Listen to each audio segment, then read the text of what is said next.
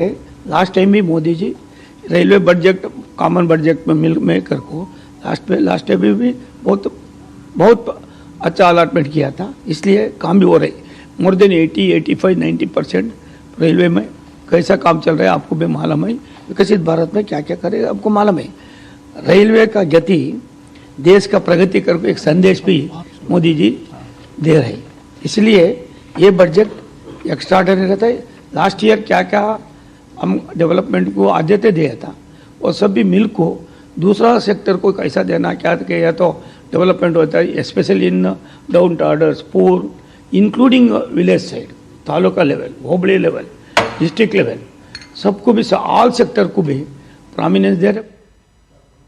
तो आप सुन रहे थे पी सोमन्ना जो एमओएस रेल हैं और ये बता रहे थे कि वित्त मंत्री जब रेल बजट भी पेश करेंगी तो किस तरीके से रेल सेक्टर पर इस समय फोकस किया जाएगा और लक्ष्य वही है विकसित भारत एट 2047 जिसके लिए हम लगातार अग्रसर हैं। और हम आपको साथ साथ ये तस्वीरें भी दिखा रहे हैं और वो है वित्त मंत्री की साड़ी से जुड़ी तस्वीरें जो लगातार एक वो साड़ी वो परिधान जो एक विशेष मैसेज हमेशा बजट से पहले लेकर आता है। 2019 से लेकर 2025 तक की ये हर साल की तस्वीर आप देख रहे हैं और हर रंग अपने आप में एक मैसेज दे रहा है। हमारे सांस्कृतिक गौरव जो है उसको भी दर्शा रहा है। हमारा जो देश जो विविधता से भरा हुआ देश है उसकी प्रस्तुति भी यहाँ पेश कर रहा है। अलग अलग राज्यों से जब जो परिधान है जो साड़ी जो परिधान है उसको वित्त मंत्री जब पहनती हैं तो एक अलग मैसेज यहां से बजट से पहले जाता है। 2019 से लेकर 2025 तक लगातार 8 बार बजट पेश कर चुकी हैं और देश की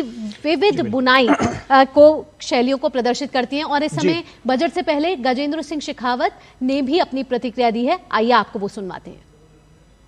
2014 से लेकर के निरंतर आने वाला हर बजट एक के बाद उस अनुक्रम में आगे बढ़ने की एक पायदान के अगली पायदान के रूप में होता है। इस बार का बजट भी भारत को विकसित भारत बनाने की दिशा में एक कदम और आगे बढ़ाने वाला होगा। और किरण रिजिजू क्या कुछ कह रहे हैं, आइए देखते हैं। ऐतिहासिक बजट होगा और विकसित भारत का रिफॉर्म एक्सप्रेस, प्राइम मिनिस्टर का रिफॉर्म एक्सप्रेस बहुत तेजी से आगे बढ़ेगा। और भारत का बजट को आज के दिन में विश्व देखता है, पूरा देखता है कि भारत का बजट में क्या होगा। तो सब हम लोग अच्छा से उम्मीद के साथ आज बजट सुनेंगे। जी बिल्कुल, तो रिफॉर्म एक्सप्रेस किस तेजी से आगे बढ़ेगी इस बात की उम्मीद बिल्कुल। और बजट सत्र की जब शुरुआत भी हुई थी ना निखिल, तब भी प्रधानमंत्री ने कहा था परफॉर्म रिफॉर्म ट्रांसफॉर्म, तो रिफॉर्म एक्सप्रेस पर हमारा बजट चल चला है। और इसलिए भी है क्योंकि आपने देखा होगा जिस तरह से जीएसटी रिफॉर्म्स हो या फिर जो कृषि कानूनों की बात रही हो, तमाम सारे रिफॉर्म्स लगातार आते रहे। तो इस बार सबको ये उम्मीद है कि ये जो बजट है वो भी जो उस पर रिफॉर्म की जो प्रक्रिया है वो जारी रहेगी। फिलहाल मुंबई का रुख करेंगे, यहां पर हमारे संवाददाता शिशिर सेलार इस वक्त हमारे साथ जुड़े हुए हैं और देखते हैं कि वो हमको क्या जानकारी दे रहे हैं। शिशिर हमारे साथ थोड़ी देर में जुड़ेंगे, लेकिन शिशिर हमारे साथ जुड़े हुए हैं। जी बिल्कुल, हमें ये बताया जा रहा है कि शिशिर हमारे साथ जुड़े हुए हैं। तो शिशिर, आर्थिक राजधानी है मुंबई, बहुत ज्यादा हलचल इस बजट को लेकर वहां भी है। तो शिशिर जरूर जी, शिशिर हमारे साथ जुड़े हुए हैं। शिशिर, किस तरह से एक्सपेक्टेशंस इस वक्त की जा रही हैं, क्या कुछ जानकारी आप देंगे? और आपके साथ कोई खास मेहमान भी है शायद? बिल्कुल, देखिए साहब, सबसे पहले बात करेंगे बजट की और खासतौर पर रविवार के दिन जो है आज मार्केट ओपन हो चुका है। मार्केट थोड़ा लैकलस्टर जरूर है क्योंकि जिस प्रकार से ओपन हुआ हमने देखा कि रेड जोन में गया था, उसके बाद फिर से मार्केट में एक बार रिकवरी दिखाई दे रही है। जिस प्रकार से एफआई सेलिंग है इसका प्रेशर भारत पे जरूर रहेगा, लेकिन इस बजट में क्या उस पर कोई जवाब मिलता है या नहीं, सबसे प्रमुख बात होगी। इस वक्त हमारे साथ इंडस्ट्री प्लेयर्स है, हमारे साथ शीतल कालरा है, डेप्यूटी डायरेक्टर जनरल आईएमसी, और हमारे साथ संजय मेहता सर भी है जो कि देखेंगे किस प्रकार से ओवरऑल जो इंडस्ट्री है वो एक्सपेक्ट कर रही है कि इस बार बजट में क्या होना चाहिए। सबसे पहले शीतल मैम आपसे, जिस प्रकार से हमने देखा 9वां बजट होगा वित्त मंत्री का, ये महिला सशक्तिकरण का एक अगर देखा जाए तो नायाब उदाहरण है। खासतौर पर जिस प्रकार से पिछले कई सालों से लगातार महिला सक्षमीकरण को जो तवज्जो दी गई है और साथ ही साथ स्किल डेवलपमेंट पर महिलाओं को भी ध्यान दिया गया है, इस बार आप एक्सपेक्ट कर रही है कुछ अलग होगा? बिल्कुल, इस बार महिलाओं पे और उनके कौशल विकास पे विशेष ध्यान दिया जाएगा, ये मेरी अपेक्षा है। स्किलिंग पे वैसे भी भारत सरकार ने महिलाओं पे काफ़ी ध्यान दिया गया है। मुद्रा योजना है, बेटी पढ़ाओ योजना है, तो इस हिसाब से मेरे हिसाब से इस बजट में भी विशेष ध्यान दिया जाएगा। एक स्पेसिफिक एक ऐसी कोई एक्सपेक्टेशन जो बजट से आपकी इस बार होगी जो शायद आप चाहेंगे कि इस बार पूरी हो जाए? वैसे तो आई एम क्वाइट श्योर कि महिलाओं के साथ युवाओं पे भी काफ़ी ध्यान दिया जाएगा, उनके स्किलिंग पे, उनके कारोबार पे, और एजुकेशन और जो इंडस्ट्री है और स्किलिंग है एजुकेशन को, उनको ज्वाइन करके काफ़ी ही उद्योग होगा। बिल्कुल संजय सर, एक प्रमुख बात ये भी है कि इस बार मार्केट जो है हमने देखा कि लैकलस्टर परफॉर्म कर रहा है, लेकिन निगाह इस बार यह है कि किस प्रकार से कैपेक्स बढ़ाया जाएगा, बोरोइंग बढ़ाई जाएगी, इंडस्ट्री इसको किस प्रकार से देख रही है इस बजट को? मार्केट का रिएक्शन जो ओपनिंग आवर्स में होता है सामान्य तौर पे वही रहा है। उसका रिएक्शन और इंडस्ट्री का, उद्योग का रिएक्शन तब होगा जब निर्मला जी बजट पेश करेंगी सदन में, और उसके आधे घंटे के बाद जो जो अनाउंसमेंट हुआ है उसके ऊपर इंडस्ट्री का रिएक्शन होगा, मार्केट का रिएक्शन होगा। हम हर साल देखते हैं जो ऊपर नीचे 100 पॉइंट 200 पॉइंट इस तरह से मार्केट चलेगा। आपने जो दूसरा सवाल पूछा, तो उद्योग जगत अभी ये एक्सपेक्ट कर रहा है कि डिमांड साइड जैसा जीएसटी रिफॉर्म किए, इनकम टैक्स में राहत दिया था लास्ट ईयर में, तो डिमांड साइड में काफ़ी सरकार ने किया है पिछले एक साल में। तो अब उद्योग जगत की ये अपेक्षा है कि सप्लाई साइड में इस बजट में क्या प्रावधान होगा, जिसकी वजह से जैसा सर्वे ने कहा है कि मैन्युफैक्चरिंग को एक इम्पैक्टस देना चाहिए, खास करके स्वदेशी को। आजकल जो हालत चल रही है जियो पॉलिटिक्स में, उस हालत को नज़र में रख के उद्योग प्रकार से हमने देखा, आप जो बात कह रहे हैं कि उसमें तो जिस प्रकार सरकार एक्सपोर्ट्स के लिए प्रमोशन काउंसिल बोर्ड है उसके जरिए हेल्प कर रही है, साथ ही साथ एमएसएमईज के लिए क्रेडिट गारंटी स्कीम्स भी है। हालांकि ये भी एक्सपेक्ट किया जा रहा है कि इसको एक्सटेंड भी किया जा सकता है। इससे आपको लगता है कि मार्केट या फिर इंडस्ट्री जो है इसको पॉजिटिव वे मिलेगी? एक्सपोर्ट सपोर्ट स्कीम अभी 2 महीने पहले ही सरकार ने उसमें आउटले दिया है, काफ़ी बड़ा आउटले दिया है, और एक एक्सपोर्ट फैसिलिटेशन सेंटर भी उसमें किया है एमएसएमई के लिए। और प्रावधान इस बजट में फोकस होगा मैन्युफैक्चरिंग और एक्सपोर्ट ग्रोथ के लिए। सप्लाई साइड पर ध्यान देने की ज़्यादा ज़रूरत है, स्किलिंग पर ध्यान देने की ज़रूरत है। इंडस्ट्री का अगर देखा जाए सीधा नज़रिया है कि अगर इन चीज़ों पर फोकस करेंगे तो जाहिर सी बात है इसका सीधा असर पॉजिटिव मार्केट आउटलुक में मिलेगा। तो आप देख रहे थे मुंबई से ये सीधा हाल, जहां किस तरीके से वहां बजट एक्सपेक्टेशन साफ तौर पर दिख रही हैं, लेकिन हम देख रहे हैं कि तमाम वर्गों में हम देख रहे हैं कि इस समय एक सकारात्मकता है, एक पॉजिटिविटी है। यहां रुकेंगे एक छोटे से ब्रेक के लिए। ब्रेक के बाद हमारे साथ और विशेष मेहमान जुड़ेंगे। आप लगातार डीडी न्यूज पर बजट 2026 की एक खास पेशकश देखते रहें।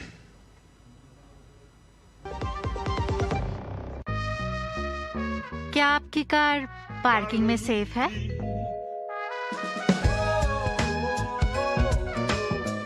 मेडिकल इमरजेंसी का खर्चा कौन देगा? सिर्फ लॉक करने से घर सेफ थोड़ी ना होता है। टेंशन लोगे तो दिमाग तो घूमेगा ही। थोड़ा सिंपल सोचो, नेशनल इंश्योरेंस के mediclaim, Motors, house holders and shopkeeper insurance के साथ। नेशनल इंश्योरेंस, सुरक्षा आपकी, जिम्मेदारी हमारी। मेरी पसंद, मेरी पसंद, मेरी पसंद, मेरी पसंद, हमारी पसंद, हम सबकी पसंद। मजबूत देश का मजबूत सरिया हो गया स्टील। ओ हरी भैया, अरे वाह, खेतों में कौन सी फसल लगाए हो? 12 महीने कमा कर दे ऐसी फसल। क्या? मैंने नया व्यवसाय शुरू किया है। उसके लिए पैसे? इसमें किसी निवेश की जरूरत ही नहीं। अच्छा मुखिया जी। अरे मुखिया जी नमस्ते। अरे हरी, कब आ रहे हो? आप बस चलिए, मैं पहुंचता हूँ। अब मैं LIC एजेंट हूँ। LIC एजेंट बनो, अब बड़ा सोचो। हमारी वेबसाइट पर जाएं या अपनी नजदीकी LIC शाखा से संपर्क करें। क्या आपकी कार पार्किंग में सेफ है?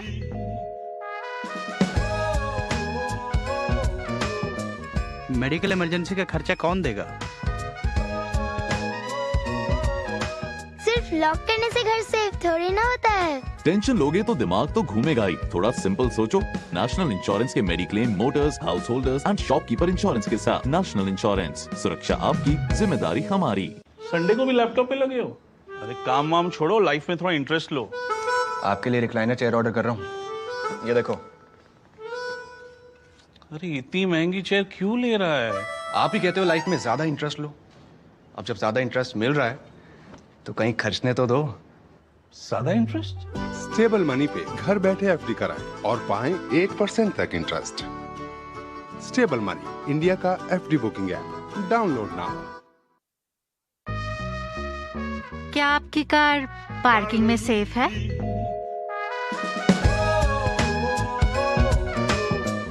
मेडिकल इमरजेंसी का खर्चा कौन देगा? सिर्फ लॉक करने से घर सेफ थोड़ी ना होता है। टेंशन लोगे तो दिमाग तो घूमेगा ही। थोड़ा सिंपल सोचो, नेशनल इंश्योरेंस के mediclaim, Motors, house holders and shopkeeper insurance के साथ। नेशनल इंश्योरेंस, सुरक्षा आपकी, जिम्मेदारी हमारी।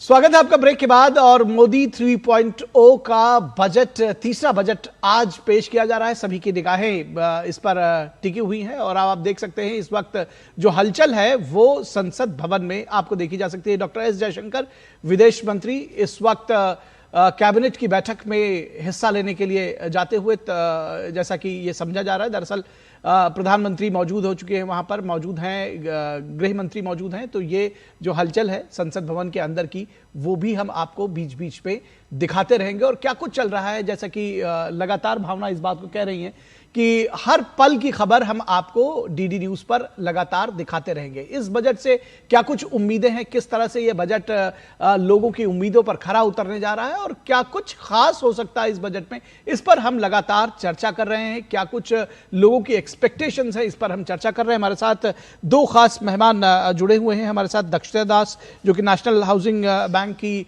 चेयरपर्सन है, वो भी हैं हमारे साथ में। ये आप देख सकते हैं निर्मला सीतारमण, वित्त मंत्री, और इसके साथ ही साथ जो तमाम देख रहे हैं धर्मेंद्र प्रधान, और इसके पहले चिराग पासवान। और आप देख रहे हैं कि ये संसद भवन की तस्वीरें, जहां कैबिनेट की बैठक होने वाली है, जहां बजट को मंजूरी मिलेगी। प्रधानमंत्री नरेंद्र मोदी की अध्यक्षता में ये बैठक हो रही है और अब से कुछ ही देर का इंतजार है।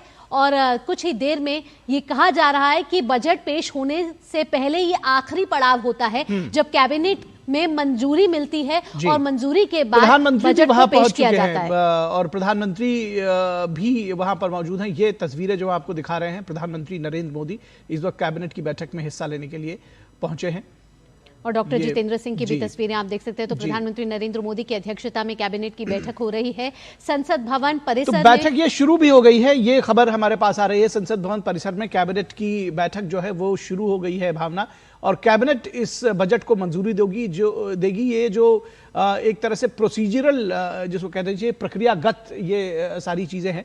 और इसके बाद 11 बजे लोकसभा में ये बजट 9वीं बार लगातार ये जो महिला सशक्तिकरण की एक नई मिसाल, एक नया इतिहास रचती हुई निर्मला सीतारमण इस बजट को पेश करेंगी।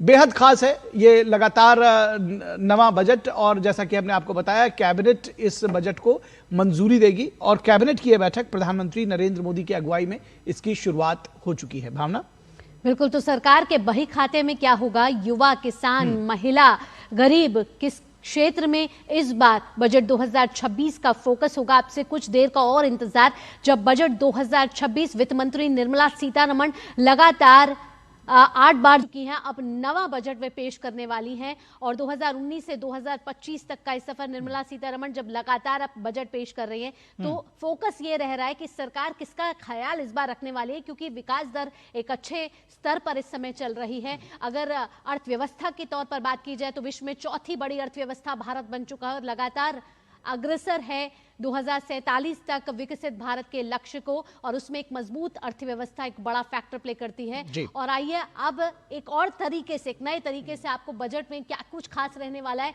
मुकुल हमारे सहयोगी के पास ले चलेंगे, जो आपको बताएंगे कि बजट से इस बार क्या क्या उम्मीदें रखी जा रही हैं। Mukul, over to you.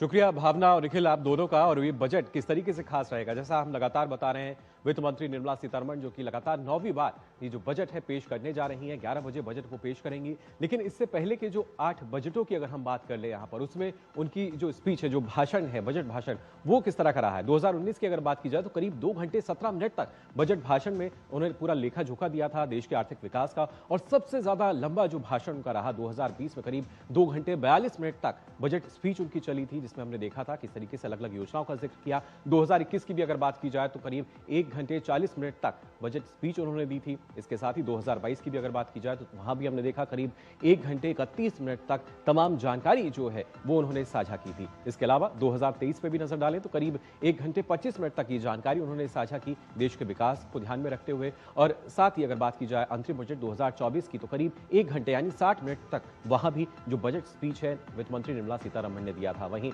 2024 के मुख्य बजट की अगर हम बात करें तो करीब ये भी 1 घंटे 25 मिनट तक चला। और वहीं वर्ष 2025 की अगर बात की जाए तो वहां हमने देखा करीब 1 घंटे 17 मिनट में ही तमाम जो योजनाएं हैं उनकी जानकारी उन्होंने दी, टैक्स में छूट दिए, बड़ी राहत मिली। तो ये तो बात हुई उनके भाषण को लेकर। लेकिन इसके साथ साथ आपको बता दें इन 8 सालों में किस तरह का ट्रेंड नजर आया है, सरकार का जो फोकस रहा है वो भी अपने आप में काफी महत्वपूर्ण है। और सबसे पहले अगर बात की जाए यहाँ पर किसान और ग्रामीण विकास को लेकर तो हमने देखा कैसे ग्रामीण अर्थव्यवस्था जो है वो बेहतर होती नजर आई है। किसानों के कल्याण के लिए अलग अलग योजनाएं लाई गई और उसके साथ साथ स्वास्थ्य और सामाजिक सुरक्षा जो है उस पर सरकार का एक फोकस जो है वो नजर आया है। इसके साथ ही अगर बात की जाए खासतौर से इंफ्रास्ट्रक्चर और कैपेक्स ग्रोथ पर, कैपेक्स लगातार बढ़ा है, उसकी वजह से इंफ्रास्ट्रक्चर डेवलपमेंट जो है वो हम देख पा रहे हैं देश में। और साथ ही डिजिटल इंडिया और टेक्नोलॉजी की अगर बात की जाए, हर चीज को सरकार जो है बढ़ावा देती नजर आ रही है और यही एक ट्रेंड जो है वो नजर आता है। वहीं AI, green energy, sustainable growth की अगर बात की जाए, यहां भी एक बेहतर ट्रेंड हम देख पा रहे हैं और एआई समिट भी जो है होने वाला है। वहीं आम जनता के लिए ना सिर्फ महंगाई पर नियंत्रण सरकार ने किया बल्कि उसके साथ साथ पिछले बार हमने देखा था टैक्स में एक बड़ी जो छूट है वो दी गई। और आइए अब एक बार फिर यहां रुक कर लेते हैं निखिल और भावना का।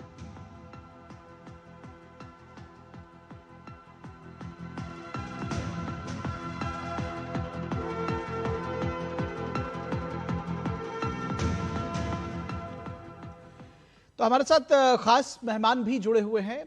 निर्मल कुमार एसोचैम के प्रेसिडेंट हैं, वो हमारे साथ जुड़े हुए हैं। उनसे जब हम इस बजट की बात कर रहे हैं, निर्मल कुमार जी, बहुत सारे वर्गों की बहुत सारी अपेक्षाएं हैं। और सबसे पहले जब हम इंडस्ट्री की बात करते हैं, मैन्युफैक्चरिंग सेक्टर की बात करते हैं, सर्विस सेक्टर की बात करते हैं, क्या उम्मीदें हैं इंडस्ट्री को इस बार?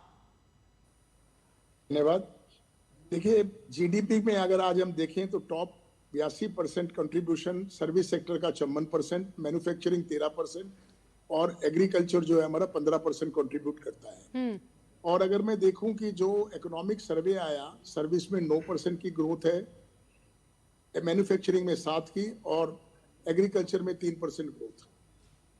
जो हमारे 140 करोड़ की पॉपुलेशन है और विकसित भारत, जैसे आपने बताया कि सरकार हर चीज को का इच्छुक है कि हर तरीके से आगे बढ़े। और जो चीजें हुई, जीएसटी की जो रैशनलाइजेशन हुआ, जीएसटी रिडक्शन हुआ, इससे काफी बढ़ावा मिला है मैन्युफैक्चरिंग को।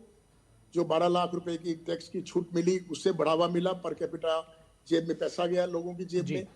तो सरकार बड़ी पॉजिटिव है हर चीज को हर तरीके से ग्रोथ करने के लिए। लेकिन जो ये आस्क है हमारा इंडस्ट्री का, ये 9, 7 और 3 की बजाय मैं समझता हूँ 25 से 30% की ग्रोथ होनी चाहिए। क्योंकि हमारी जो देश की पॉपुलेशन 140 करोड़ है और हमारी 61.5% जीडीपी जो है डोमेस्टिक है, यानी कि कंजम्पशन हमारी डोमेस्टिक है जी। तो इस पॉपुलेशन को देखते हुए, ग्रोथ को देखते हुए, और मैं समझता हूं कि कैपेक्स का इंफ्रास्ट्रक्चर, कैपेक्स जो हमारी इंफ्रास्ट्रक्चर में बढ़े, 14-15 लाख करोड़ तक कम से कम उम्मीद है। हमारी जो 3% की जीडीपी है और ये बिल्कुल, तो कहीं ना कहीं इंफ्रास्ट्रक्चर में मजबूती लानी है, कैपेक्स को मजबूती लानी है। दक्षिता जी भी जुड़ी हुई है। दक्षिता जी, यहाँ ये तो है कि हम सब पॉजिटिव हैं, लेकिन चैलेंजेस भी यहाँ बहुत है, क्योंकि वैश्विक अनिश्चितताओं के बीच जहाँ एक तरफ टैरिफ भी है, वहाँ हमारे रुपये को मजबूत करना है। ऐसे में इस बजट में क्या कोई आपको लगता है कि घोषणाएं हों या फिर नीतिगत बदलाव ऐसे आगे किए जाएं जहाँ हमने अपने रुपये को मजबूत करने के लिए आगे इस लक्ष्य को भी पूरा किया जा सके?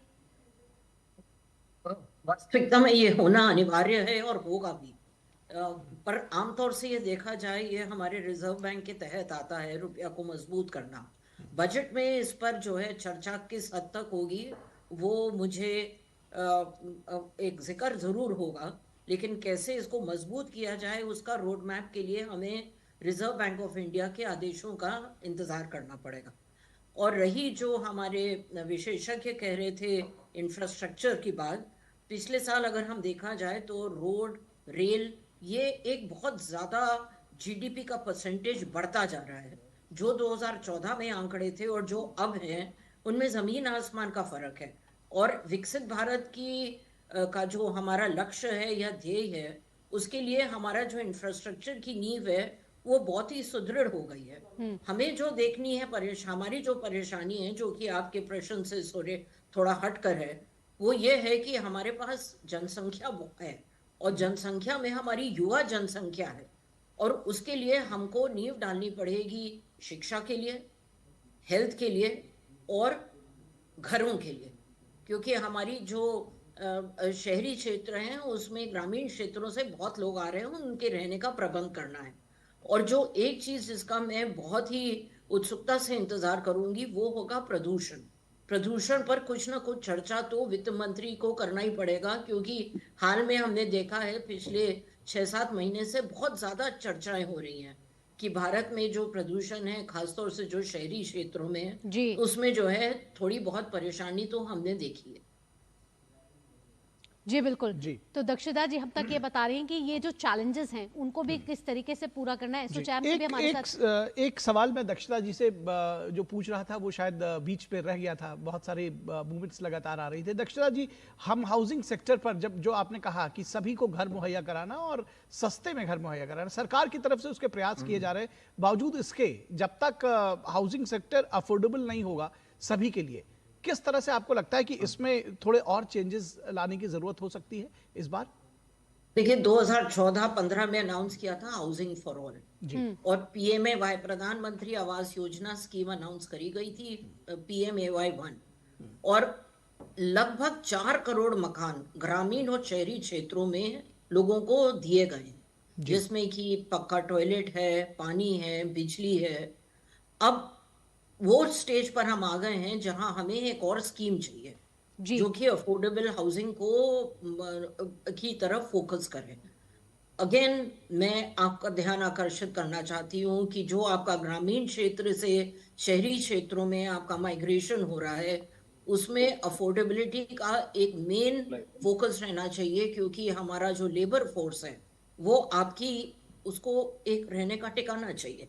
या तो हम एक टैक्स कंसेशन दें, या हम कोई इंटरेस्ट सबवेंशन दें, या हम स्कीम के कॉन्टूर्स इस तरीके से बनाएं कि अफोर्डेबल हाउसिंग जो है वो हर भारतीय नागरिक के पास पहुंचे। जी 4 करोड़ सक्षम नहीं है, उससे ज्यादा हमें बढ़ना है। जी, एक और खास मेहमान हमारे साथ जुड़े हुए स्टूडियो में professor Rakesh Mohan Joshi, vice chancellor IIFT Indian institute of foreign trade. Sir बहुत स्वागत है आपका। और यहाँ हम इनसे ये भी पूछना चाहेंगे कि जिस तरीके से IIFT यानी कि जिस तरीके से हमारा भारत वैश्विक पटल पर एक अलग पहचान बनाता हुआ नजर आ रहा है, सर आपको क्या लगता है कि जिस तरीके से हमने अभी EU के साथ ट्रेड एग्रीमेंट किया, इससे पहले भी हमने कई ट्रेड एग्रीमेंट्स किए हैं कई देशों के साथ, कैसा लग रहा है आपको कि इस समय हमारा जो भारत की अर्थव्यवस्था है वो कितनी मजबूत है अगर वैश्विक रैंकिंग के हिसाब से भी देखें तो? देखिए, जैसा कि आपने बताया कि ये बजट एक ऐसे वक्त के अंदर प्रस्तुत किया जा रहा है कि जब पूरा विश्व एक आर्थिक उथल पुथल के दौर से गुजर रहा है, और इसके अंदर ने भारत ने बहुत ही साहसिक कदम उठाया है, क्योंकि हमारी इकोनॉमी, इंडस्ट्रीज बहुत ज़्यादा हमेशा से प्रोटेक्शनिस्टिक रही और उसके कारण हमारी कॉम्पिटिटिवनेस बहुत प्रभावित हुई। तो मुझे लगता है कि अब सरकार को ये मेरे ख्याल से समझ में आ गया है कि प्रोटेक्टेड इकोनॉमी रहने से हम अंतर्राष्ट्रीय बाजारों में कॉम्पिटिटिव नहीं होंगे, और हमने एक बहुत ही एक मेजर्ड पैमाने के अंदर देश को खोला भी है, और उसके साथ में हमारे देशों को 99% भारतीय प्रोडक्ट्स को यूरोपियन यूनियन के अंदर एक मुक्त व्यापार मिलेगा, मतलब 0% टैरिफ या लो टैरिफ, और अनेक चीज़ें हैं उसमें। तो एक कि जो हमारे कुछ प्रोडक्ट थे अब उनका शेयर जैसे टेक्सटाइल है, गारमेंट है, तो अब आप अगर उसको देखते हैं तो उसका शेयर एक्सपोर्ट में पिछले 20 साल में काफ़ी कम हुआ है। 25 साल में आप देखिए कि पहले जो 14-15% शेयर था वो 4 से 6% के बीच में रह गया है। लेकिन फिर भी बहुत सारा सेक्टर ऐसा है कि जो लेबर इंटेंसिव है, और इस लेबर इंटेंसिव हमारे लिए इसलिए इंपॉर्टेंट है, जैसे ये है या एमएसएमई है, लेबर इंटेंसिव हमारे लिए इसलिए जरूरी है कि लोगों को रोजगार मिले और ये बढ़ता रहे। तो उसका हमको उसके अंदर बाजार के अंदर ड्यूटी फ्री एंट्री मिलेगी। और वो मुझे लगता है कि इस बजट के अंदर अब ये है कि क्योंकि वहाँ के क्वालिटी स्टैंडर्ड्स ज़्यादा हैं, तो उसको ध्यान में रखते हुए कि competitiveness of the Indian product, competitiveness of Indian manufacturing और competitiveness almost competitiveness in availability of the capital. Competitiveness Narendra Modi हमेशा से कहते हैं आत्मनिर्भर भारत के विजन के साथ, लेकिन अब वो एक और बात जोड़ते हैं कि अगर हम इसमें आत्मनिर्भरता लानी है और दूसरे देशों पर निर्भरता कम करनी है तो अपनी क्वालिटी को भी यहाँ इंप्रूव करना होगा। और लगातार प्रधानमंत्री नरेंद्र मोदी इस पर जोर दे रहे हैं। आज देखना होगा कि बजट में भी क्या इसको लेकर कई बातें सामने आती हैं कि नहीं। प्रोफेसर राकेश मोहन, एक चीज ये भी समझना चाहेंगे आपसे कि जब हम दूसरी मार्केट या इंटरनेशनल मार्केट के साथ कम्पीट कर रहे हैं तो यहां पर यह बात भी समझने की जरूरत है कि एमएसएमई पर विशेष फोकस भी रहना चाहिए। इस तरह के जो चैलेंजेस वो फेस करेंगे, क्या आपको लगता है कि इस बजट में कुछ इस तरह की चीजें जो हमारे लेबर जो फोर्स के लिए या जो हमारे सर्विस सेक्टर है या जो हमारे एमएसएमईज हैं उनके लिए इस तरह से विशेष हो सकेगा, क्योंकि हम एक इंटरनेशनल मार्केट के साथ कॉम्पीट करने जा रहे हैं? हाँ, देखिए एमएसएमई की जो 2-3 समस्याएं हैं सभी को पता है कि उनकी अवेलेबिलिटी ऑफ फाइनेंस, तो उसके फैसिलिटेशन का कोई ना कोई रास्ता जो है या फैसिलिटेशन पे कोई ना कोई स्कीम होनी चाहिए। उसके अलावा सबसे इंपॉर्टेंट जो एमएसएमई की प्रॉब्लम है उनकी competitiveness in terms of the quality. अब और धीरे धीरे आप देखिए कि बाजारों के खुलने से ये सेक्टर एक प्रोटेक्शनिस्टिक उससे थोड़ा सा बाहर आ रहे हैं, तो इनको कॉम्पिटिटिव होना पड़ेगा। और मुझे लगता है कि अब ये एमएसएमईज को भी समझ में आ गया है, क्योंकि अब विदेशों के प्रोडक्ट भी भारत में आएंगे और उसके साथ भी कि इतना प्रोटेक्टेड रहने से अगर आपका प्रोडक्ट अंतर्राष्ट्रीय बाजार में कॉम्पिटिटिव नहीं है तो परेशानी फेस करनी पड़ेगी। तो इसलिए लगता है कि उनकी कॉम्पिटिटिवनेस, उसमें अवेलेबिलिटी, निवेश बढ़ाना है तो अपनी क्वालिटी को इंप्रूव करना होगा, कॉम्पिटिटिवनेस बढ़ानी होगी। यहां रुकेंगे एक छोटे से ब्रेक के लिए, जल्द हाजिर होंगे। बिल्कुल रुक रहा है एक ब्रेक के लिए। क्या आपकी कार पार्किंग में सेफ है? मैं वेट करता रहा गेस्ट का। मेडिकल इमरजेंसी का खर्चा कौन देगा? सिर्फ लॉक करने से घर सेफ थोड़ी ना होता है। टेंशन लोगे तो दिमाग तो घूमेगा ही। थोड़ा सिंपल सोचो, नेशनल इंश्योरेंस के mediclaim, Motors, house holders and shopkeeper insurance के साथ। नेशनल इंश्योरेंस, सुरक्षा आपकी, जिम्मेदारी हमारी। संडे को भी लैपटॉप पे लगे हो? अरे काम वाम छोड़ो, लाइफ में थोड़ा इंटरेस्ट लो। आपके लिए रिक्लाइनर चेयर ऑर्डर कर रहा हूँ, ये देखो। अरे इतनी महंगी चेयर क्यों ले रहा है? आप ही कहते हो लाइफ में ज्यादा इंटरेस्ट लो। अब जब ज्यादा इंटरेस्ट मिल रहा है तो कहीं खर्चने तो दो। ज्यादा इंटरेस्ट? स्टेबल मनी पे घर बैठे एफडी कराएं और पाएं 1% तक इंटरेस्ट। स्टेबल मनी, इंडिया का FD booking app, download now.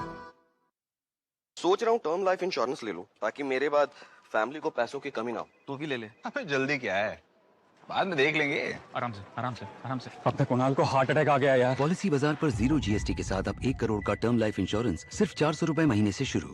जब धरती चीर कर निकलता है लोहे का पत्थर और मिलता है मोंगिया के जोश से, फिर तपता है, पिघलता है और बनता है फौलाद। अब होता है सरिया सारी खूबियों के साथ। मोंगिया स्टील, मजबूत देश का मजबूत सरिया। टिंग टिंग, अम्मा मैसेज। मैं आपके मौसा के चाचा का नाती का पोता, शादी का कार्ड मैसेज में भेजा है, डाउनलोड करिए और आशीर्वाद दीजिए। मैं तो आपको जानती भी नहीं, फिर भी शादी का कार्ड खोलूं? मैं मूर्ख नहीं हूँ। क्या बात है अम्मा। यूपीआई कहता है अगर कोई अनजान नंबर से फाइल या लिंक भेजे तो क्लिक मत करो और कहो मैं मूर्ख नहीं।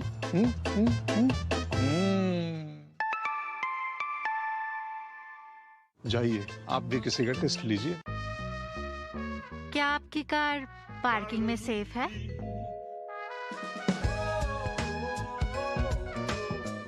मेडिकल इमरजेंसी का खर्चा कौन देगा? सिर्फ सिर्फ लॉक करने से घर सेफ थोड़ी ना होता है। टेंशन लोगे तो दिमाग तो घूमेगा ही। थोड़ा सिंपल सोचो, नेशनल इंश्योरेंस के mediclaim, Motors, house holders and shopkeeper insurance के साथ। नेशनल इंश्योरेंस, सुरक्षा आपकी, जिम्मेदारी हमारी। ब्रेक के बाद बिल्कुल निखिल, ब्रेक के बाद आपका स्वागत है। आप देख रहे हैं प्री बजट पर हमारा ये विशेष पेशकश बजट 2026, जहां आपसे बस 15 मिनट का समय रह गया जब लोकसभा में वित्त मंत्री निर्मला सीतारमण इतिहास रचेंगी। नवीं बार वो बजट पेश करने वाली हैं और हर वर्ग को इस समय उम्मीद है कि किसकी जेब खाली होगी या किसकी जेब भरेगी। और लगातार डीडी न्यूज आपको सरल, सीधी, सटीक भाषा में बता रहा है कि ये बजट से जो उम्मीदें लगाकर आप बैठे हैं वो बजट किस तरीके का हो सकता है और हर सेक्टर को क्या इस समय मिल सकता है। हमारे साथ दो विशेष मेहमान जुड़े हुए हैं। दक्षिता दास इस समय ऑनलाइन माध्यम से जुड़ी हुई हैं, वही साथ ही साथ हमारे साथ एक और मेहमान राकेश मोहन जोशी जो कि वाइस चांसलर हैं Indian institute of foreign trade. और लगातार प्रोफेसर जोशी, जब से हमने अभी 22वां समझौता अगर कहा जाए एफटीए जो किया है यूरोपियन यूनियन से, उसके बाद ये लगातार बात सामने आ रही है कि किस तरह से हमने अपने फार्मर्स को, हमने अपने डेयरी सेक्टर को, पोल्ट्री को किस तरह से इसको प्रोटेक्टिव किया है, ये भी देश को जानने की जरूरत है। आपको लगता है कि बजट में कुछ इस तरह के रिफॉर्म्स जो है वो जारी रख सकते हैं जो हमारे किसानों को बूस्ट तो देंगे लेकिन साथ ही साथ ये भी सुनिश्चित करेंगे कि इंटरनेशनल मार्केट में उनके प्रोडक्ट्स की पहुंच हो? नहीं, इसमें दोनों चीज़ें। इस समझौते के अंदर जैसा कि आपने देखा कि हमने डेयरी और एग्रीकल्चर से संबंधित जो सेंसिटिव प्रोडक्ट थे उनको हमने दूर रखा है। और अब मुझे लगता है कि दुनिया के सभी देशों को हमारे नेगोशिएशन से समझ में आ गया है कि ये सेंसिटिव हमारे लिए कितने सेंसिटिव हैं ये सेक्टर्स, और इसलिए इनको समझौते से दूर रखा गया। जिस देशों में समझौता हमारा नहीं हो रहा है, अटका हुआ है, तो ये सेक्टर एक इंपॉर्टेंट एस्पेक्ट्स रहे हैं। अब सरकार का ध्यान ये रहेगा कि अभी हमने इनको प्रोटेक्ट किया है, बट एक मीडियम टर्म में या लॉन्ग टर्म में हमको इनको अंतर्राष्ट्रीय लेवल पर कॉम्पिटिटिव बनाना होगा, जिससे हमारी प्राइस कॉम्पिटिटिवनेस दुनिया में रह सके, क्वालिटी कॉम्पिटिटिवनेस रह सके, और उसके ऊपर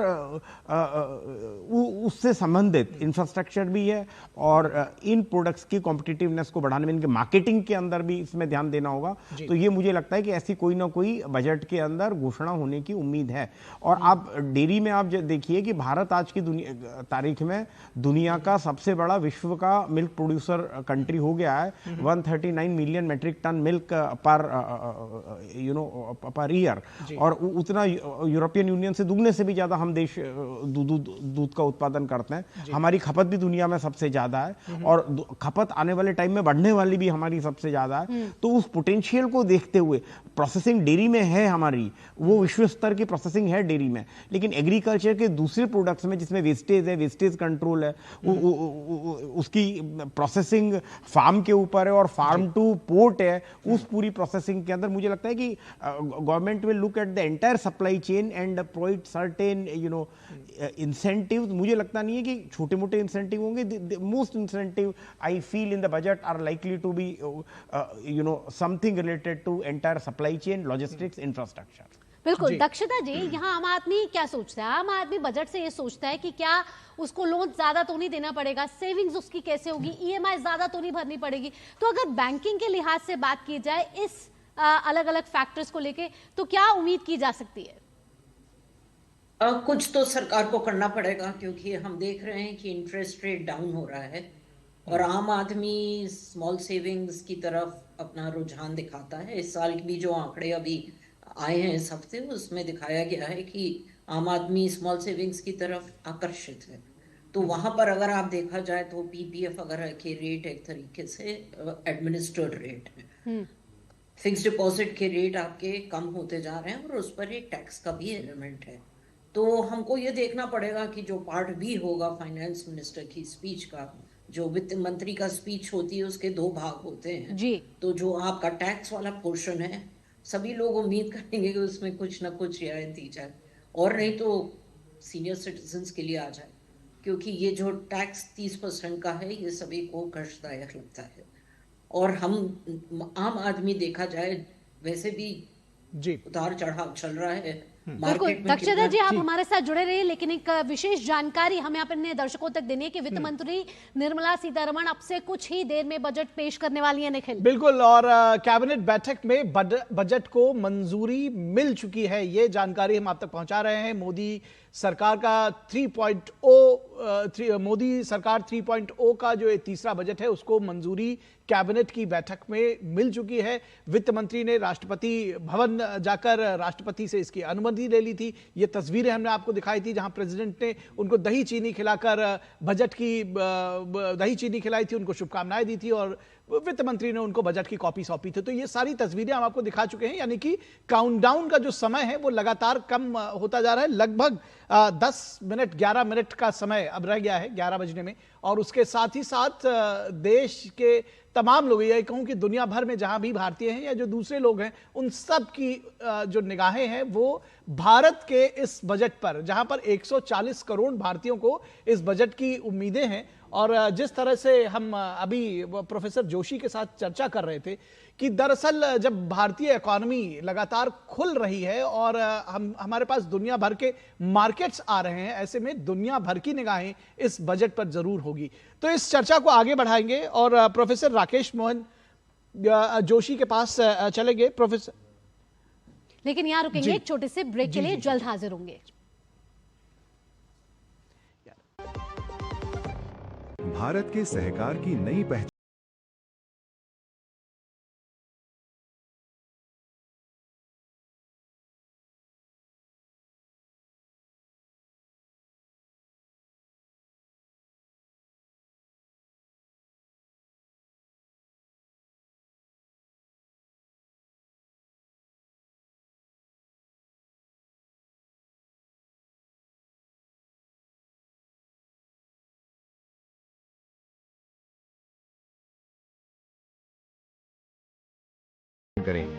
विमेन एंटरप्रेन्योर्स के लिए एक स्ट्रॉन्ग सपोर्ट, अपना बिजनेस बढ़ाइए यूको एमएसएमई नारी सम्मान के साथ। यूको स्टार्टअप स्कीम से पाइए इजी फंडिंग, क्विक अप्रूवल्स और ग्रोथ गारंटीड। यंग एंटरप्रेन्योर्स के लिए एक नया boost, empower your ideas and grow with UCO bank युवा शक्ति। यूको अभिनंदन के साथ करें स्मार्ट स्विच, पाएं बेटर इंटरेस्ट रेट्स और फ्लेक्सिबल रीपेमेंट। कॉन्ट्रैक्टर्स के लिए reliable partner, UCO contractor scheme देगा आपको वर्किंग कैपिटल और प्रोजेक्ट सपोर्ट दोनों एक साथ।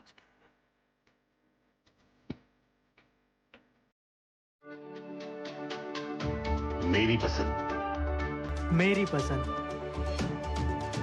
मेरी पसंद, मेरी पसंद, हमारी पसंद, हम सबकी पसंद। मजबूत देश का मजबूत सरिया हो गया स्टील। क्यूआर कोड स्कैन करो, 5000 का कैशबैक पाओ। वाह, दिल बन गया। यूपीआई पिन एंटरिंग सिर्फ पैसे भेजने के लिए है। आरबीआई कहता है जानकार बनिए, सतर्क रहिए। भारत के सहकार की नई पहचान।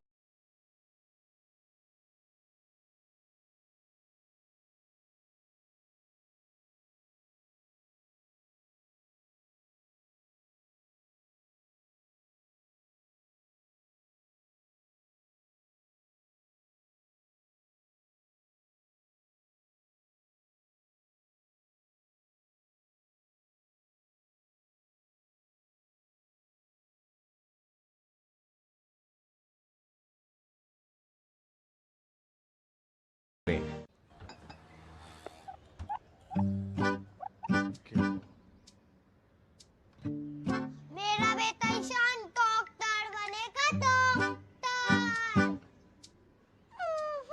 मेरा ईशान तो साइंटिस्ट बनेगा। अब ये ईशान क्या बनेगा? ईशान कुछ भी बने, उसके साथ हमेशा है LIC की अमृत बाल चिल्ड्रन पॉलिसी। बड़े सपनों का रखे ख्याल। टिंग टिंग, अम्मा मैसेज मैसेज।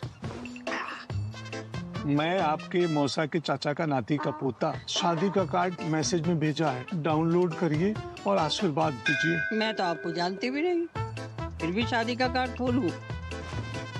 मैं मूर्ख नहीं हूँ। क्या बात है, अम्मा यूपीआई कहता है अगर कोई अनजान नंबर से फाइल या लिंक भेजे तो क्लिक मत करो और कहो मैं मूर्ख नहीं।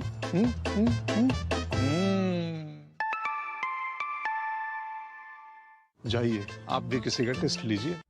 बजट 2026 के प्रायोजक हैं NCCF, भारतीय राष्ट्रीय उपभोक्ता सहकारी संघ, और स्टेबल मनी, इंडिया का FT booking app.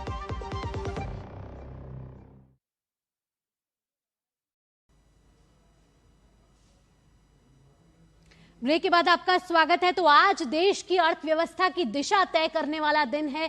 Reform express निकलेगी बजट के उस टैब में से और कैबिनेट को मंजूरी मिल चुकी है बजट की, और कहा जाए अब से कुछ देर बाद सिर्फ और सिर्फ 5 मिनट का समय रह गया है। ठीक 11 बजे लोकसभा में वित्त मंत्री निर्मला सीतारमण अपना 9वां बजट पेश करेंगी। बिल्कुल, और कैबिनेट ने इस बजट प्रस्ताव को मंजूरी दे दी है। पीएम की अध्यक्षता में बजट को मंजूरी मिल गई है। थोड़ी देर में पेश होगा बजट 2026, जैसा कि भावना कह रही है। 5 मिनट से थोड़ा सा ज्यादा समय रह गया है, 6 मिनट का समय रह गया है। नया इतिहास रचने की दहलीज पर खड़ी हैं निर्मला सीतारमण। लगातार नवा बजट पेश करेंगी निर्मला सीतारमण। और जब हम कहते हैं कि भारत विमेन लेड डेवलपमेंट के पाथ पर एक्सप्रेस वे पर दौड़ रहा है, तो ये भी एक नजीर है निर्मला सीतारमण का। नवी बार ये बजट पेश करना और बजट से रिफॉर्म को लगातार गति मिलने की बात कही जा रही है। 140 करोड़ भारतीयों का ये बजट होगा और पिछली बार सबका विकास के संकल्प के साथ अर्थव्यवस्था को नई गति दी गई थी। तो इस बार सभी ये सवाल पूछ रहे हैं कि क्या ये रफ्तार और तेज होगी, क्या सुधारों की गाड़ी और तेज बढ़ेगी। पीएम की अध्यक्षता में बजट को मंजूरी मिल चुकी है। थोड़ी देर में पेश होगा बजट 2026। भावना, राकेश मोहन जी हमारे साथ जुड़े हुए हैं, क्योंकि सिर्फ 5 मिनट का समय रह गया है। देश की घरेलू मांग जो है वो मजबूत हुई है, लेकिन वैश्विक अनिश्चितता, उथल पुथल के बीच जो बजट आ रहा है, आर्थिक सर्वेक्षण में भी हम ये प्रेडिक्शन देख चुके हैं। आखिरी 5 मिनट बचे हैं, क्या कहेंगे राकेश जी आप? देखिए, इसमें अंतर्राष्ट्रीय बाजारों को अंतर्राष्ट्रीय इकोनॉमी से इंटीग्रेशन की बात कही जाएगी। और जो सबसे इम्पोर्टेंट, क्योंकि एक्सपोर्ट का एक रोल अत्यंत अहम है, तो इसमें मुझे ऐसा लगता है कि कस्टम्स के फैसिलिटेशन के ऊपर बहुत ध्यान दिया जाएगा कि कस्टम के फैसिलिटेशन के अंदर जो कस्टम का प्रोसीजरल हर्डल्स हैं, जिससे कि इंपोर्ट और एक्सपोर्ट दोनों के अंदर हमको सहायता मिल सके और दोनों को प्रोत्साहन मिल सके, ये एक हो गया। दूसरा मुझे लगता है AI, integration of AI into manufacturing. AI से संबंधित कोई ना कोई चीज़ होगी। एग्रीकल्चर एक इम्पॉर्टेंट इशू होगा जिसके ऊपर ध्यान दिया जाएगा।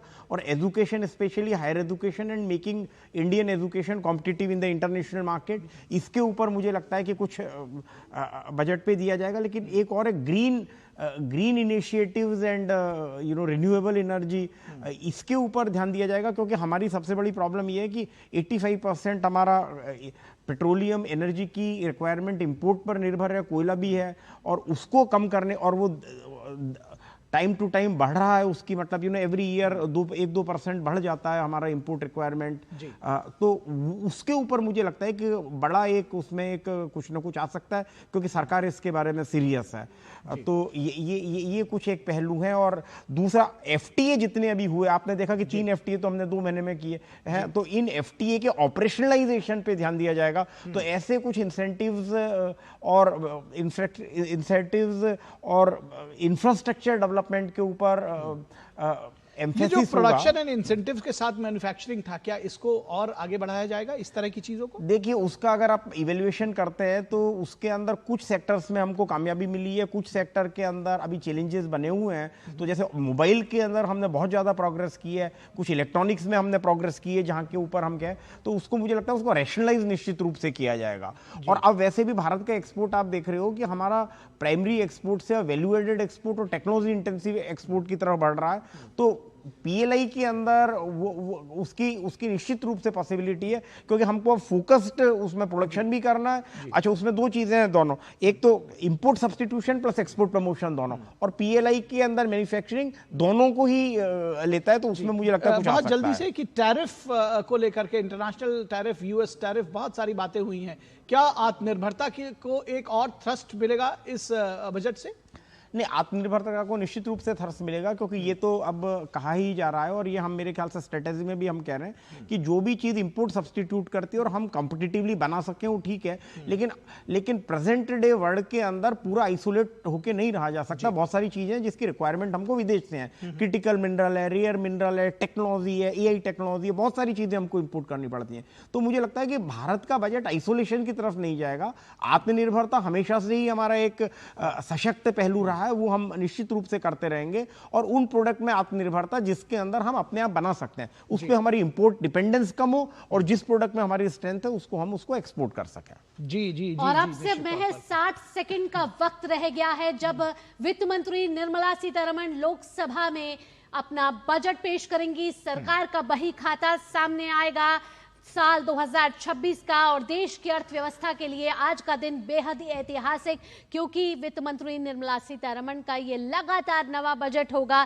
किस तरीके से देश की आर्थिक प्रगति आगे बढ़ेगी, विकास आगे बढ़ेगा और इस बजट में क्या टैक्स पेयर्स को राहत मिलेगी, किस वर्ग को मिलेगा फायदा, ये सब इस बजट 2026 में, जिसमें से अब से बस 30 सेकंड का समय रह गया है, शुरुआत हो सके। सरकार जब बार बार ये हम कह रहे हैं कि परफॉर्म के जरिए रिफॉर्म्स लेकर आएंगे और जब रिफॉर्म्स होंगे तो पूरी तरह से स्थिति ट्रांसफॉर्म हो सकेगी। तो यह है परफॉर्म, रिफॉर्म और ट्रांसफॉर्म का दौर। और बजट जब हम बात करते हैं 2047 तक विकसित भारत बनाने की, आत्मनिर्भरता से लेकर रिफॉर्म, परफॉर्म और ट्रांसफॉर्म का ये जो दौर है, और इसमें सबसे खास बात यह है कि किस तरह से हम अपने राष्ट्र हितों को आगे रखते हैं और देश का एक एक व्यक्ति इसको पूरा करने में किस तरह से जुटता है। तो जब उसको पूरा करने की बात आती है तो यह बात भी सामने आती है कि उसको क्या कुछ थ्रस्ट सरकार दे पाती है, किस तरह से इन चीजों को सरकार आगे बढ़ाती है। ये लोकसभा की सीट। अध्यक्ष जी,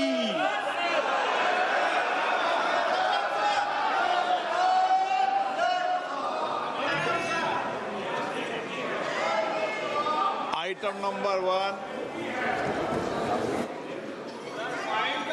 माननीय वित्त मंत्री Shrimati Nirmala Sitharaman ji. Item number 1।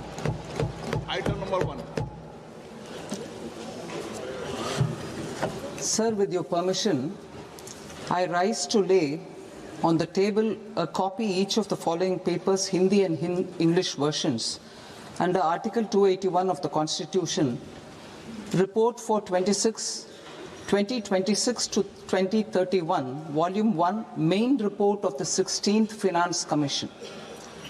2. Report for 2026-2031, Volume 2, Annexures of the 16th Finance Commission. Number 3.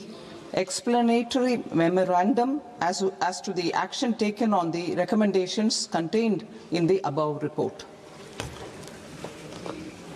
Item number 2, माननीय वित्त मंत्री निर्मला सीतारमण जी।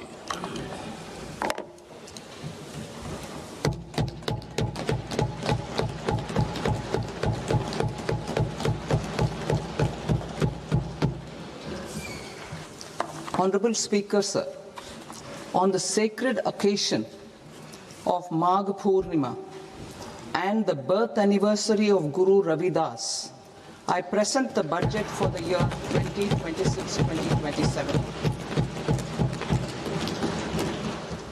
Since we assumed office 12 years ago, India's economic trajectory has been marked by stability, fiscal discipline, sustained growth, and moderate inflation.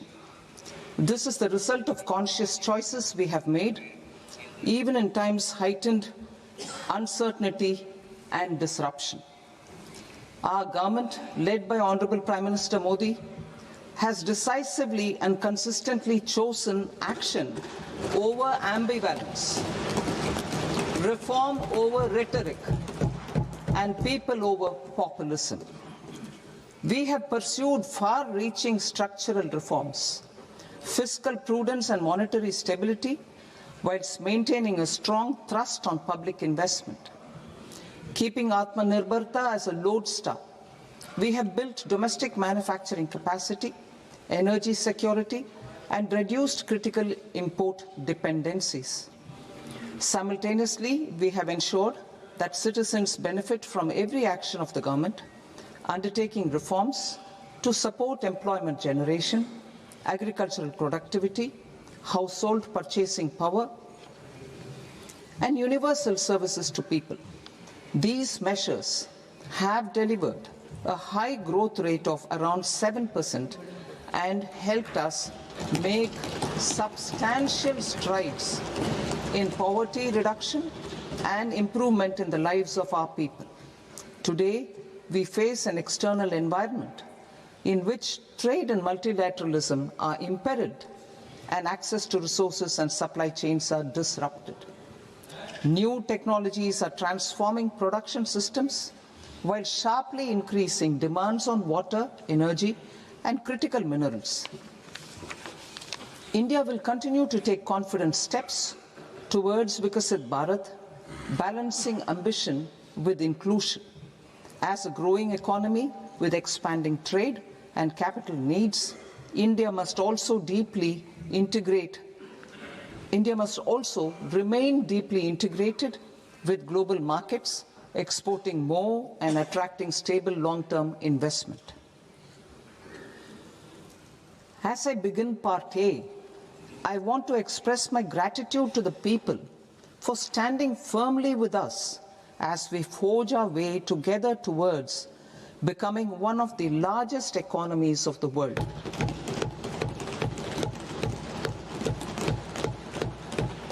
Our aim is to transform aspiration into achievement and potential into performance as we ensure that the dividends of growth reach every farmer, the scheduled caste, the scheduled tribes, the nomads, the youth, the poor, and the women.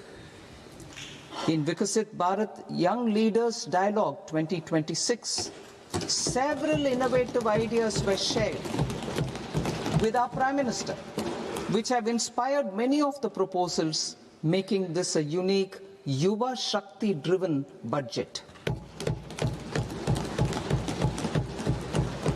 Our government's sankalp is to focus on our poor, underprivileged, and the disadvantaged. To deliver on this sankalp, and given that this is the first budget prepared in Kartavya Bhavan, we are inspired by three Kartavya. Our first Kartavya is to accelerate and sustain economic growth by enhancing productivity and competitiveness and building resilience to volatile global dynamics. Our second Kartavya is to fulfill aspirations of our people and build their capacity, making them strong partners in India's path to prosperity. Our third Kartavya, aligned with our vision of Sabka Saath, Sabka Vikas, is to ensure that every family, community, region, and sector has access to resources, amenities, and opportunities for meaningful participation. This threefold approach requires a supportive ecosystem. The first requirement is to sustain the momentum of structural reforms, continuous, adaptive, and forward-looking. Second, a robust and resilient financial sector is central to mobilizing savings, allocating capital efficiently, and managing risks. Third, cutting-edge technologies, including AI applications, can serve us as force multipliers for better governance. Reform Express. Our government has undertaken comprehensive reforms towards creating employment, boosting productivity, and accelerating growth. After the Prime Minister's announcement on Independence Day in 2025, over 350 reforms have been rolled out. This includes GST simplification, notification of labor codes, and rationalization of mandatory quality control orders. High-level committees have been formed, and in parallel, The central government is working with the state governments on deregulation and reducing compliance requirements. The Reform Express is well on its way and will maintain its momentum to help us fulfill our kartavya. I now move to specific proposals. Under our first kartavya, to accelerate and sustain economic growth, I propose interventions in 6 areas. 1. Scaling up manufacturing in 7 strategic and frontier sectors. 2. Rejuvenating legacy industrial sectors. 3.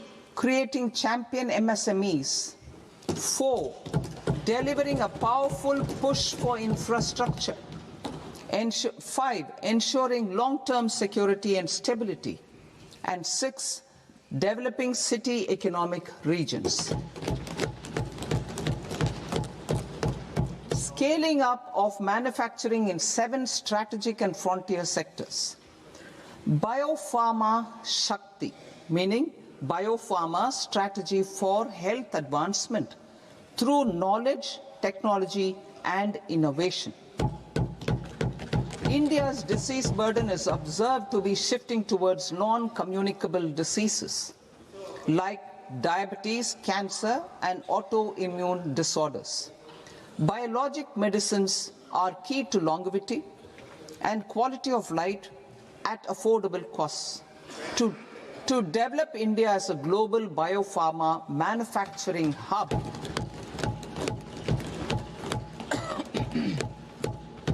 I propose the Biopharma Shakti with an outlay of 10,000 crores over the next 5 years. This will build the ecosystem for domestic production of biologics and biosimilars.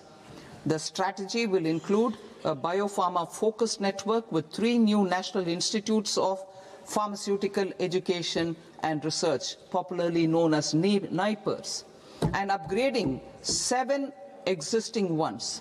It will also create a network of 1,000 accredited India clinical trials sites. We propose to strengthen the Central Drug Standard Control Organization to meet global standards and approve timeframes through and approval timeframes through a dedicated scientific review cadre and specialists. India's semiconductor mission 1.0 expanded India's semiconductor sector capabilities. Building on this, we will launch ISM 2.0 to produce equipment and materials, design full-stack Indian IP, and fortify supply chains. We will also focus on industry-led research and training centers to develop technology and skilled workforce.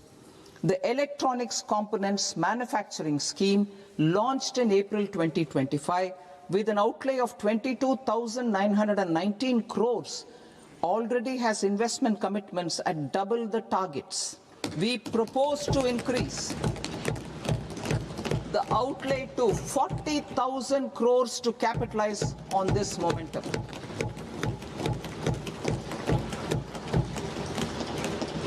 A scheme for rare earth permanent magnets was launched in 2025 November. We now propose to support the mineral-rich states of Odisha, Kerala, Andhra Pradesh, and Tamil Nadu to establish dedicated rare earth corridors to promote mining, processing, research, and manufacturing. To enhance domestic chemical production and reduction import dependency and reduce import dependency, we will launch a scheme to support states in establishing 3 dedicated chemical parks through challenge route on a cluster-based plug-and-play model. Strong capital goods.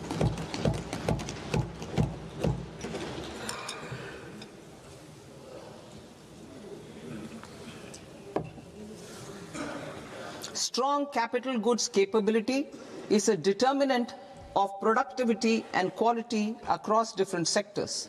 Towards building this capacity, I propose the following.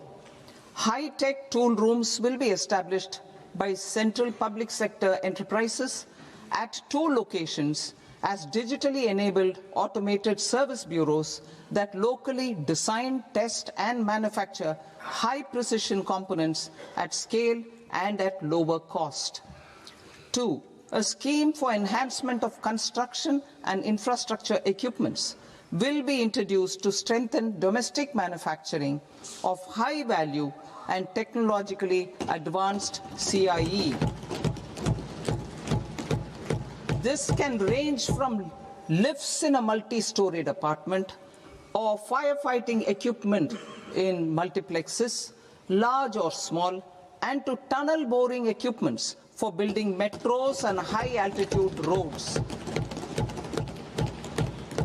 I also propose a scheme for container manufacturing to create a globally competitive container manufacturing ecosystem with a budgetary allocation of 10,000 crores over a 5-year period.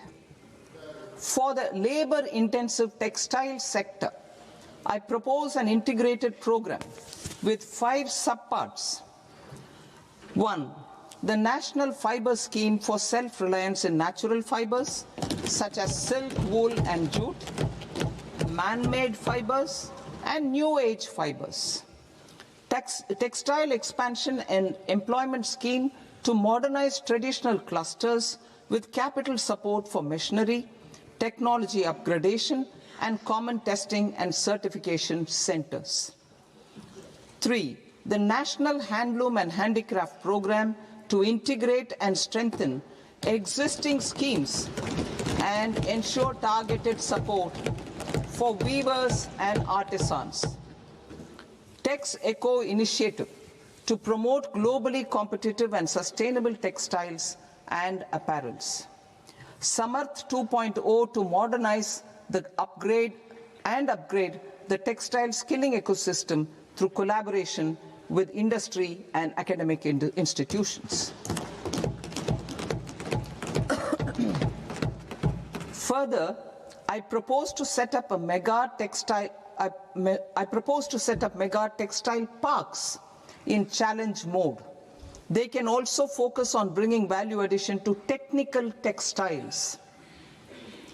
I propose to launch the Mahatma Gandhi Gram Swaraj initiative to strengthen khadi, handloom and handicrafts. This will help in global market linkage and branding. It will streamline and support training, skilling, quality of process and production.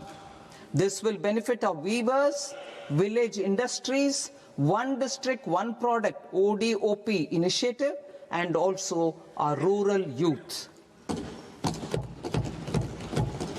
India has the potential to emerge as a global hub for high quality, affordable sports goods.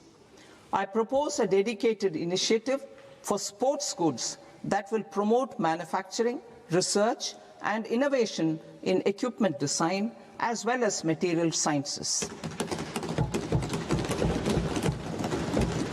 Rejuvenation of legacy industrial clusters.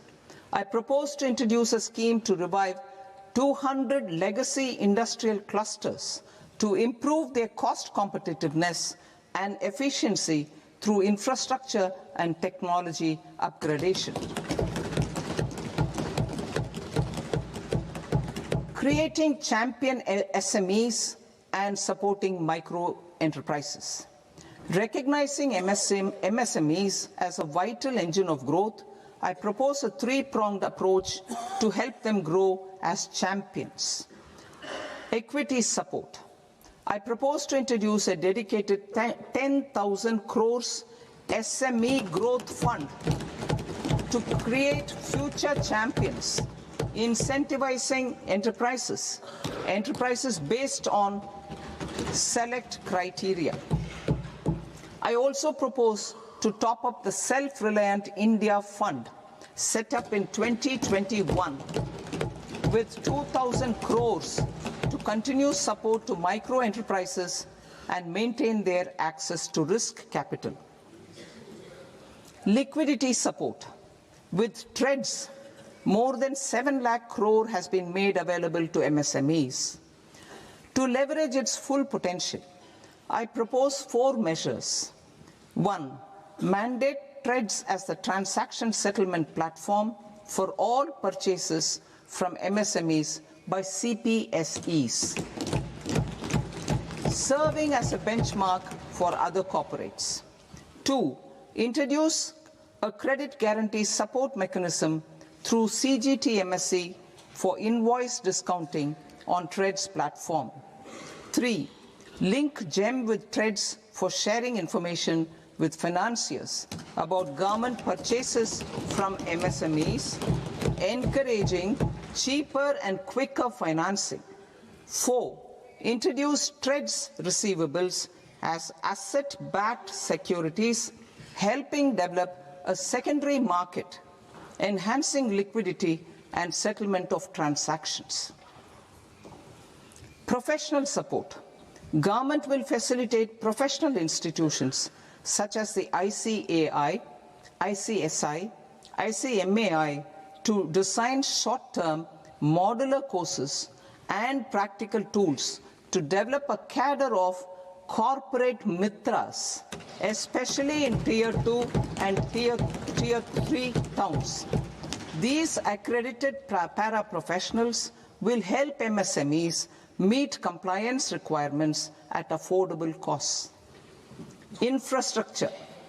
During this past decade, our government has undertaken several initiatives for large-scale enhancement of public infrastructure, including through new financing instruments such as Infrastructure Investment Trust (InvITs) and Real Estate Investment Trust (REITs), and institutions like NIIF and NABFID. We shall continue to focus on developing infrastructure in cities with over 5 lakh population, that is Tier 2, Tier 3 cities, which have expanded to become growth centers. Public capital expenditure has increased manifold from 2 lakh crore in 2014-15 to an allocation of 11.2 lakh crore in BE 25-26. In this coming year, that is financial year 2026-27, I propose to increase it to 12.2 lakh crores to continue the momentum. To strengthen the confidence of private developers regarding risks during infrastructure development and construction phase, I propose to set up an infrastructure risk guarantee fund to provide prudentially calibrated partial credit guarantee to lenders. Over the years, REITs have emerged as a successful instrument for asset monetization. I propose to accelerate recycling of significant real estate assets of the CPSEs through the setting up of dedicated REITs. To promote environmentally sustainable movement of cargo, I propose to 1. Establish new dedicated freight corridors connecting Dankuni in the east to Surat in the west. Operationalize 20 new national waterways over the next 5 years, starting with National Waterways 5 in Orissa to connect mineral-rich areas of Talcher and Angul and industrial centers like Kalinga Nagar to the ports of Paradeep and Dhamra. Training institutes will be set up as regional centers of excellence for development of required manpower for these waterways. This will benefit youth in the entire stretch of the waterways to train and acquire skills. Further, a ship repair ecosystem catering to inland waterways will also be set up at Varanasi and Patna. And C, launch a coastal cargo promotion scheme for incentivizing a modal shift from rail to road to increase the share of inland waterways and coastal shipping from 6% to 12% by 2047. To enhance last mile and remote connectivity and promote tourism, I propose to give incentives to indigenize manufacturing of seaplanes. A seaplane VGF scheme will be also introduced to provide support for operations. Carbon capture, utilization and storage. Aligning with the roadmap launched in December 2025, the carbon capture, utilization and storage technologies at scale will achieve higher readiness and in end-use application across 5 industrial sectors, including power, steel, cement, refineries, and chemicals. An outlay of 20,000 crore is proposed over the next 5 years for this purpose. City economic regions. Cities are India's engines of growth, innovation, and opportunities. We shall now focus on to further amplify the potential of cities to deliver the economic power of agglomerations by mapping city economic regions based on their specific growth drivers. An allocation of 5,000 crore per CER over 5 years is proposed for implementing their plans through a challenge mode with a reform-cum-result-based financing mechanism. In order to promote environmentally sustainable passenger systems, we will develop 7 high-speed rail corridors between cities as growth connectors, namely Mumbai to Pune, Pune to Hyderabad, Hyderabad to Bengaluru, Hyderabad to Chennai, Chennai to Bengaluru, Delhi to Varanasi, Varanasi to Siliguri.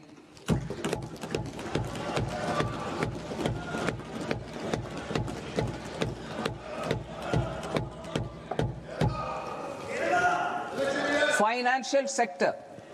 The Indian banking sector today is characterized by strong balance sheet, historic highs in profitability, improved asset quality, and coverage exceeding 98% of villages in the country. At this juncture, we are well placed to futuristically evaluate the measures needed to continue on the path of reform-led growth of this sector. I propose setting up a high-level committee on banking for Vikasit Bharat. High-level committee on banking for Vikasit Bharat to comprehensively review the sector and align it with India's next phase of growth, while safeguarding financial stability, inclusion, and consumer protection. The vision for NBFCs for Vikasit Bharat has been outlined with clear targets for credit disbursement and technology adoption in order to achieve scale and improve efficiency in the public sector NBFCs. As a first step, it is proposed to restructure the Power Finance Corporation and Rural Electrification Corporation. I propose a comprehensive review of the foreign exchange management non-debt instruments rules to create a more contemporary, user-friendly framework for foreign investments consistent with India's evolving economic priorities. Corporate bond market. I propose to introduce a market-making framework with suitable access to funds and derivatives on corporate bond indices. I also propose to introduce total return swaps on corporate bonds. Municipal bonds. To encourage the issuance of municipal bonds of higher value by larger cities, I propose an incentive of 100 crore rupees for a single bond issuance. 100 crore rupees for a single bond issuance of more than 1,000 crore. The current scheme under Amrit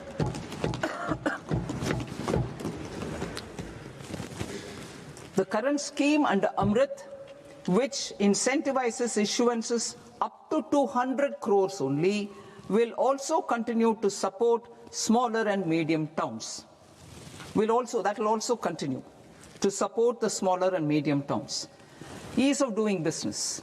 Individual persons resident outside India, PROI, will be permitted to invest in equity instruments of listed Indian companies through the Portfolio Investment Scheme.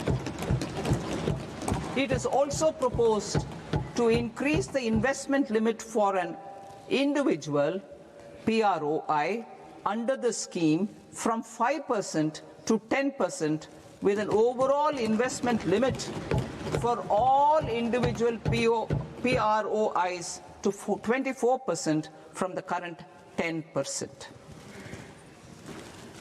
Emerging technologies including AI.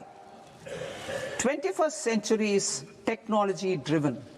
Adoption of technology is for the benefit of all people.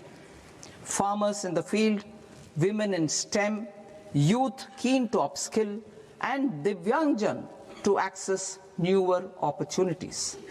The government has taken several steps to support new technologies through AI Mission, National Quantum Mission, Anusandhan National Research Fund, and Research and Development and Innovation Fund. Our second kartavya is to fulfill aspirations and build capacities. Close to 25 crore individuals have come out of multi-dimensional poverty through a decade of our government's sustained and reform-oriented efforts.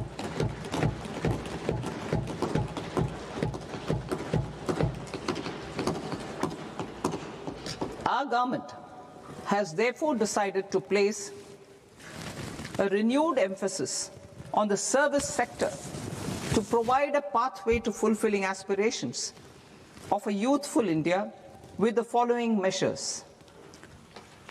I propose to set up a high-powered education to employment and enterprises standing committee to recommend measures that focus on services sector as a core driver of Vikasit Bharat. This will make us a global leader in services with a 10% global share by 2047. The committee will prioritize areas to optimize the potential for growth, employment, and exports. They will also assess the impact of emerging technologies, including AI, on jobs and skill requirements and propose measures thereof. To create a range of skilled career pathways, a new range of skilled career pathways for our youth, I propose interventions in the following sectors. Health. Existing institutions for allied health professionals will be upgraded and new AHP institutions established in private and government sectors. This will cover 10 selected disciplines, including optometry, radiology, anesthesia, OT technology, applied psychology and behavioral health, and add 1 lakh AHPs over the next 5 years. A strong care system covering geriatric and allied care services will be built. A variety of NSQF aligned programs will be developed to train multi-skilled caregivers, combining core care and allied skills such as wellness, yoga, and operation of medical assistive devices. In the coming year, 1.5 lakh caregivers will be trained.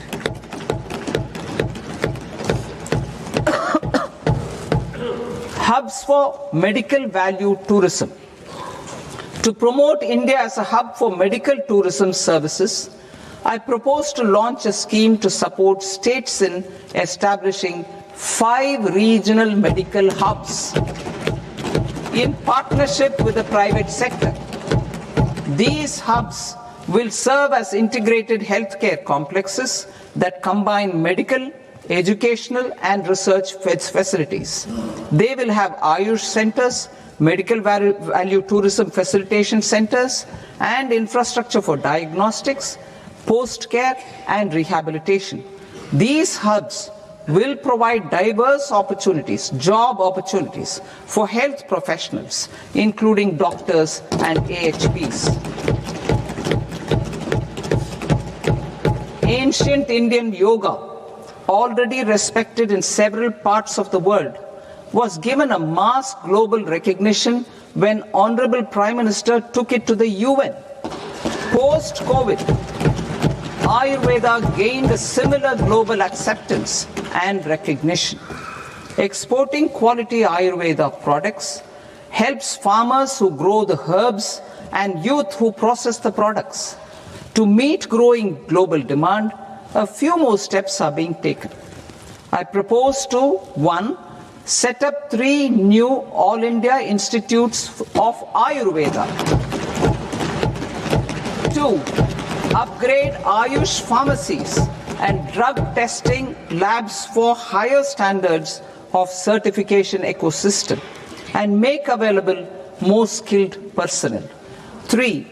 Upgrade the WHO Global Traditional Medicine Center in Jamnagar to bolster evidence-based research, training and awareness for traditional medicine. Animal husbandry. Livestock contributes to close to 16% of farm income, including of poor and marginal households. To scale up availability of veterinary professionals by more than 20,000, I propose to roll out a loan-linked capital subsidy support scheme for establishment of veterinary and para-veterinary colleges, veterinary hospitals, diagnostic laboratories, and breeding facilities in private sector. Collaboration between Indian and foreign institutions will also be facilitated. Orange economy. India's animation, visual effects, gaming and comics sector, ABGC sector, is a growing industry projected to require 2 million professionals by 2030. I propose to support the Indian Institute of Creative Technologies, Mumbai, in setting up ABGC content creator labs in 15,000 secondary schools all over the country and 500 colleges. The Indian design industry is expanding rapidly, and yet there is a shortage of Indian designers. I propose to establish, through Challenge Route, a new National Institute of Design to boost design education and development in the eastern region of India. Education. Our government will support states through Challenge Route in creating 5 university townships in the vicinity of major industrial and logistics corridors. These planned academic zones will host multiple universities, colleges and research institutions, skill centers and residential complexes. In higher education, STEM institutions, prolonged hours of study and laboratory work pose some challenges for girl students. Through VGF, Viability Gap Funding and capital support, 1 girls' hostel will be established in every district.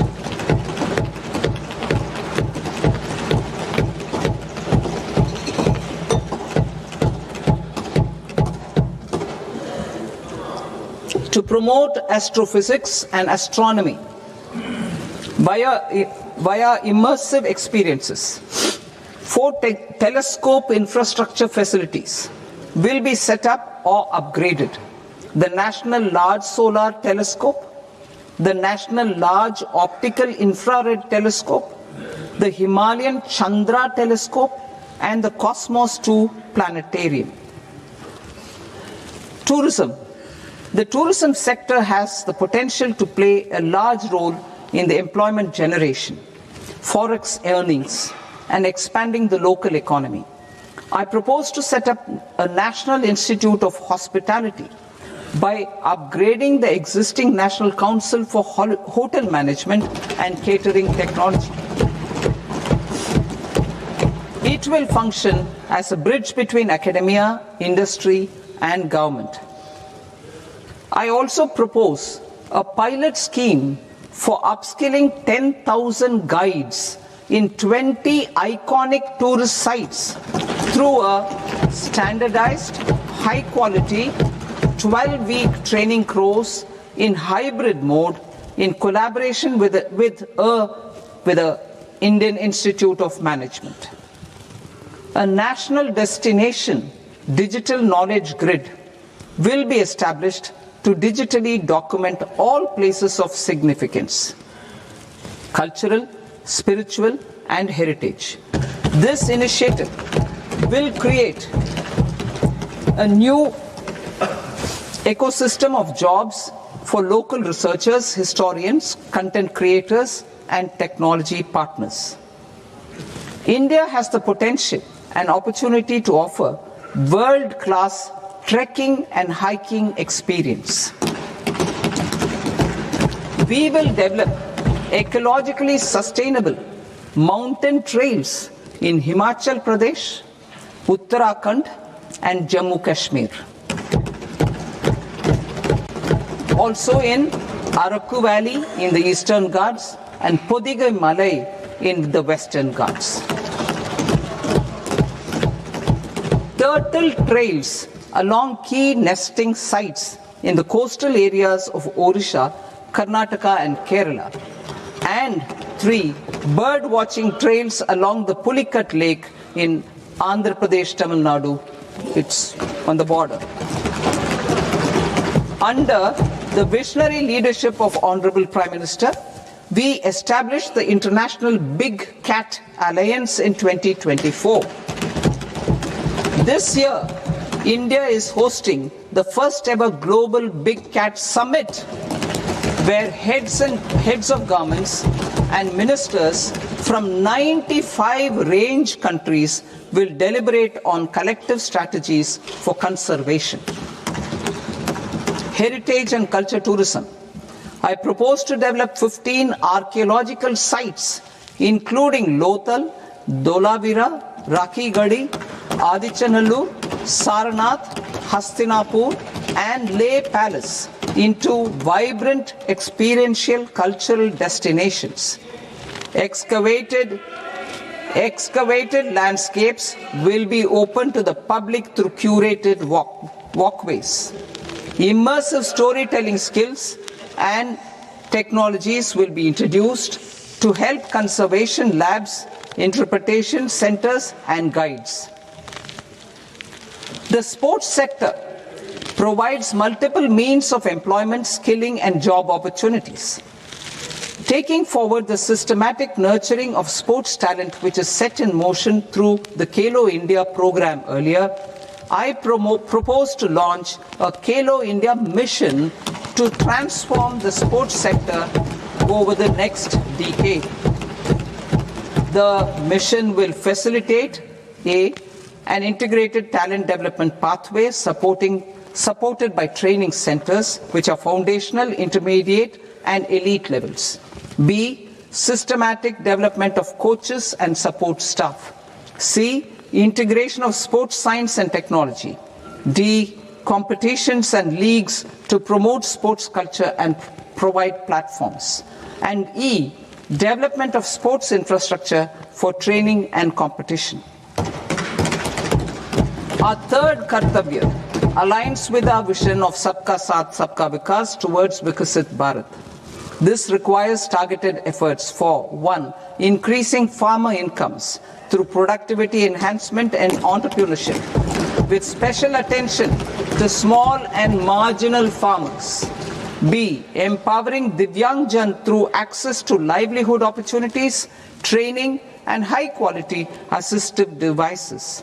C. Empowering the vulnerable to access mental health and trauma care. D.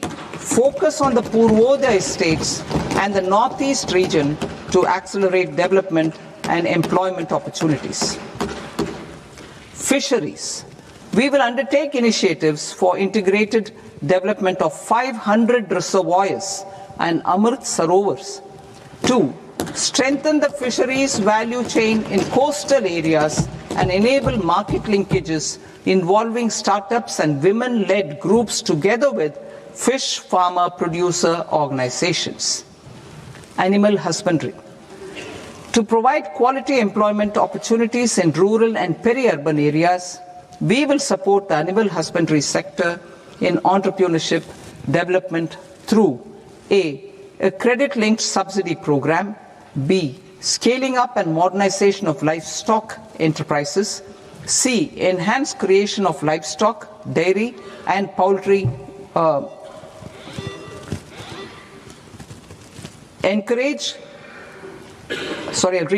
Enhanced creation of livestock, dairy and poultry focused integrated value chains, and D. Encourage creation of livestock farmer producer organizations. High value agriculture.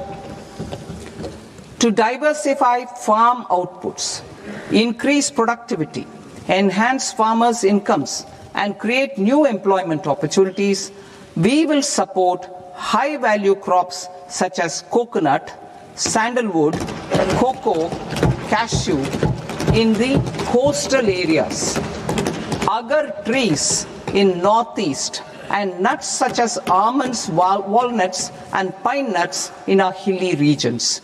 These, all of them, will be supported. India is the world's largest producer of coconuts. About 30 million people, including nearly 10 million farmers, depend on coconuts for their livelihood.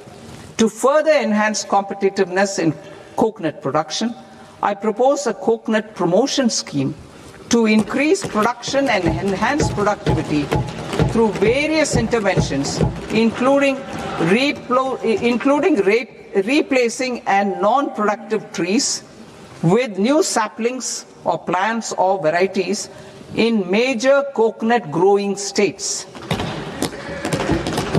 A dedicated program is proposed for Indian cashew and cocoa to make India self-reliant in raw cashew and coconut production and processing, enhance export competitiveness, and transform Indian cashew and Indian cocoa into premium global brands by 2030.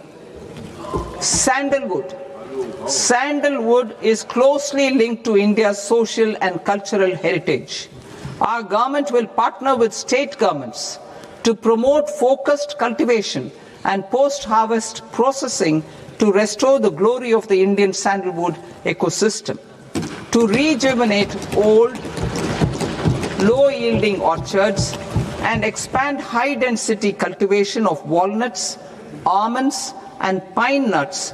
We will support a dedicated program to enhance farmer incomes and in bringing value addition by engaging youth. Bharat Vistar, that is virtually integrated system to access agricultural resources.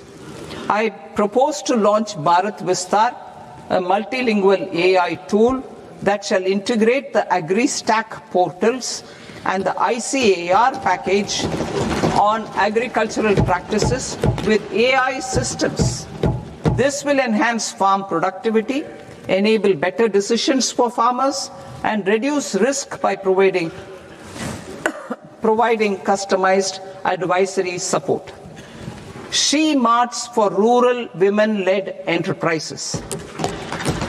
Building on the success of Lakpati Didi program, I propose to help women take the next step from credit-linked livelihoods to being owners of enterprises. Self-help entrepreneur, She Marts will be set up as community-owned retail outlets within the cluster level federations through enhanced and innovative financing instruments. Empowering Divyangjan. Divyangjan Kaushal Yojana. Information technology, AVGC sectors, hospitality and food and beverages sectors often offer task-oriented and process-driven roles which are suitable for Divyangjan. We will ensure dignified livelihood opportunities through industry-relevant and customized training specific to each Divyangjan group. Divyang Sahara Yojana. Timely access to high-quality assistive devices for all eligible Divyangjan is a fundamental need.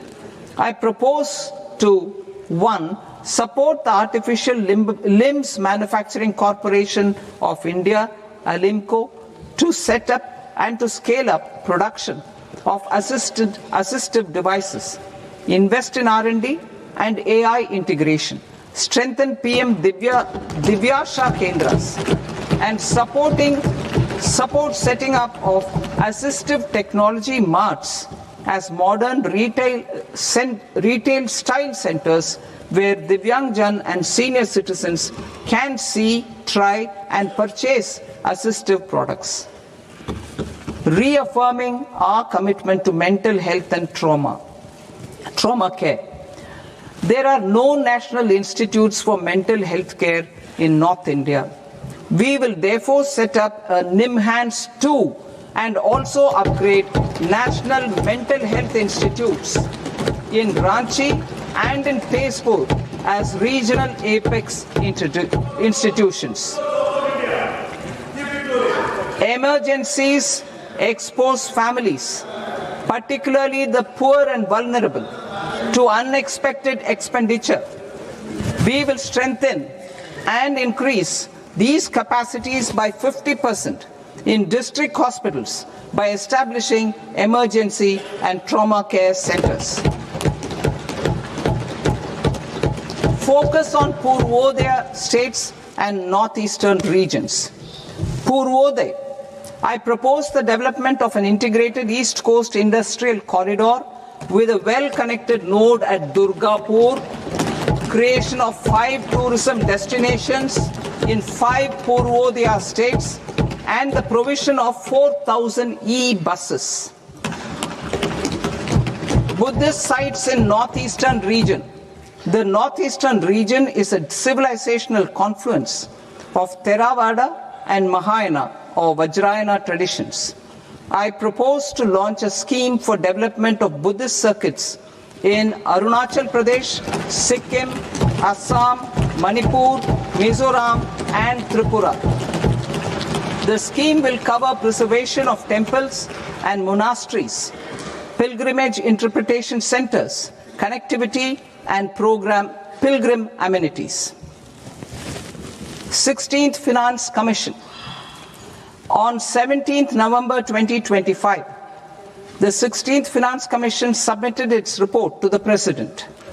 As mandated under Article 281 of the Constitution, the government is to lay the report along with the explanatory memorandum on the action taken report on the recommendations of the Commission in Parliament, which, Sir, Honourable Speaker, you've allowed me to do at the commencement of this session. The government has accepted the recommendation of the Commission to retain the vertical share of devolution at 41%. As recommended by the Commission, I have provided 1.4 lakh crores of rupees to the states for the year 2026-2027 as Finance Commission grants. These include rural and urban local body and disaster management grants. Fiscal consolidation. Government has been delivering on our fiscal commitments consistently without compromising on social needs. To strive towards accepted standards of fiscal management in Budget 25-26, I had indicated that the central government would target reaching a debt to GDP ratio of 50 plus or minus 1% by 2030-31. In line with this, the debt to GDP ratio is estimated to be 55.6% of GDP in BE 26-27, compared to 56.1% of GDP in RE 25-26. A declining debt to GDP ratio will gradually free up resources for priority sector lending and expenditure by reducing the outgo on interest payments. One of the main operational instruments for debt targeting is the fiscal deficit. I am happy to inform this august House that I fulfilled my commitment made in 2021-2022 to reduce fiscal deficit below 4.5% of GDP by 25-26. In RE 25-26, the fiscal deficit has been estimated at par with BE of 2025-26 at 4.4% of GDP. In line with the new fiscal prudence path of debt consolidation, the fiscal deficit in BE 26-27 is estimated to be 4.3% of the GDP.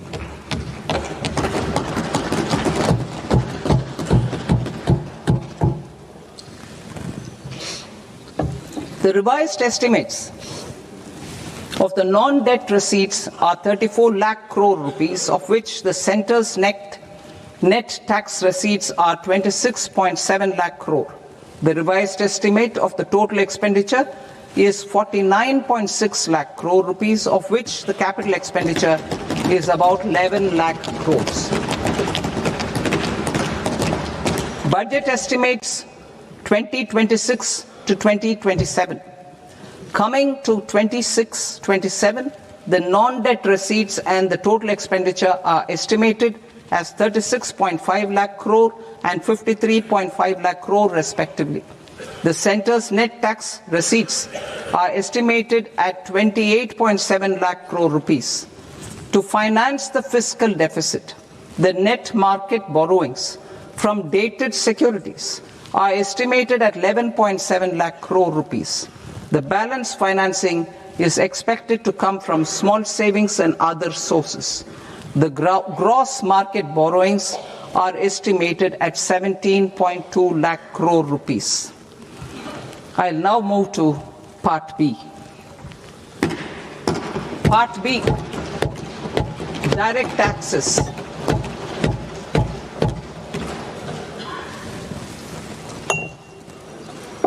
Honorable Speaker, sir, I now present my proposals on direct taxes.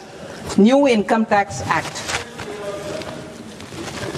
In July 2024, I announced a comprehensive review of the Income Tax Act 1961. This was completed in a record time, and the Income Tax Act 2025 will come into effect from 1st April 2026. The simplified income tax rules and forms will be notified shortly, giving adequate time to taxpayers to acquaint themselves with its requirements. The forms have been redesigned such that ordinary citizens can comply without difficulty. Ease of living. I propose that any interest awarded by the Motor Accident Claims Tribunal to a natural person will be exempt from income tax, and any TDS on this account will be done away with.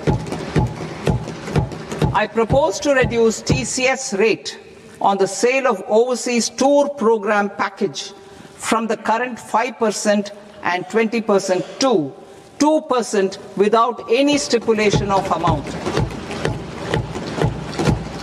I propose to reduce TCS rate for pursuing education and for medical purposes under the Liberalized Remittance Scheme, popularly known as LRS, from 5% to 2%.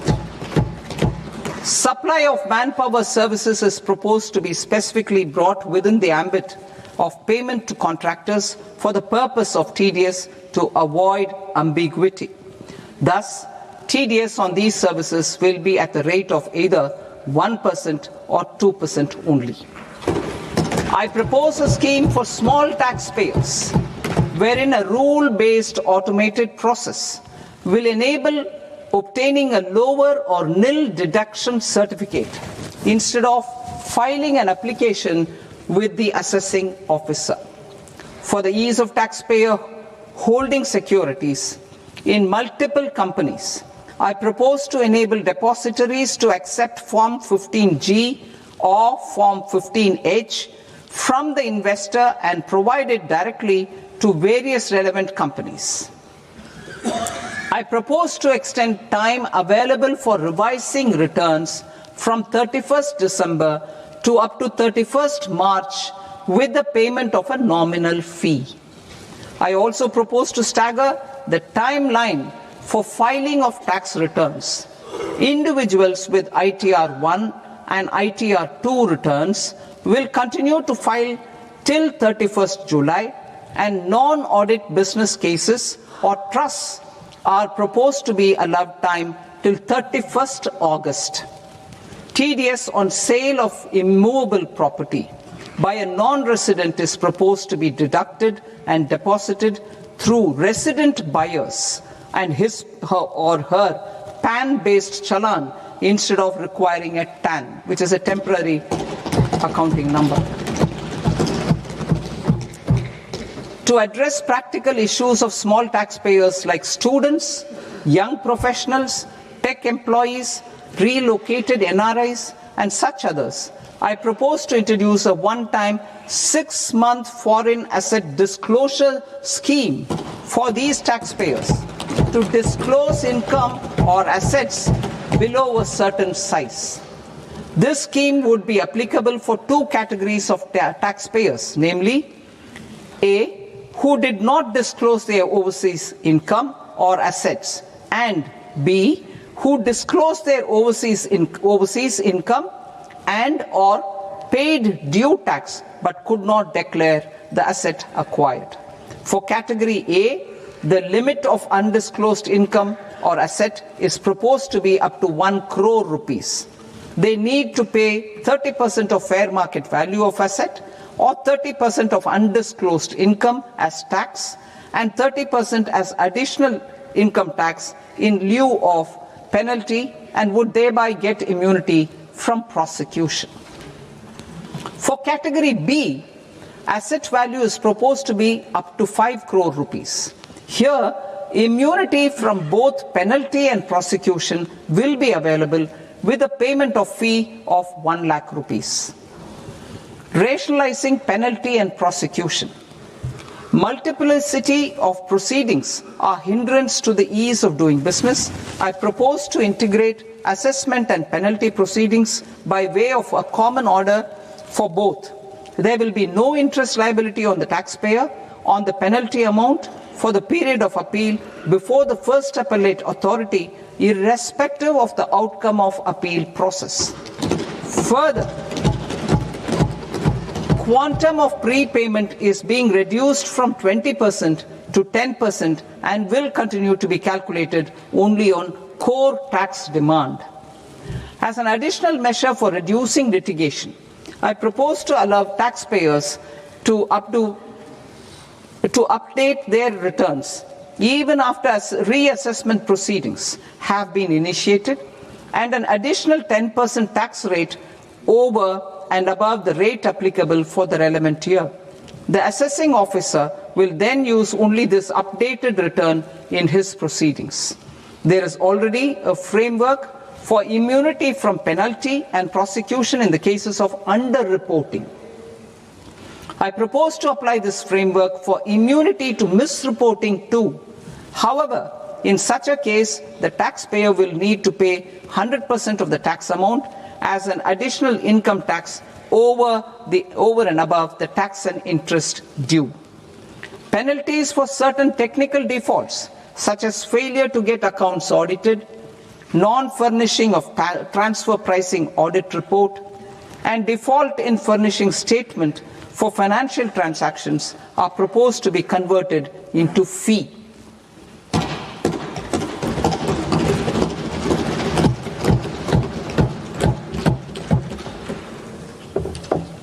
I propose to rationalize prosecution framework under Income Tax Act while maintaining a careful balance for deterrence in some serious offence. Non-production of books of account and documents and requirement of TDS payment where payment is made in kind are being decriminalized. Further, minor offences will attract fine only. The remaining prosecutions will be graded commensurate with the quantum of offence. They will entail only simple imprisonment with maximum imprisonment reduced to 2 years and power to courts to convert even those into fines. There is no penalty. There is no penalty presently for non-disclosure of non-immovable foreign assets with aggregate value less than 20 lakh rupees. I propose to also provide them with immunity from prosecution with retrospective effect from 1/10/2024.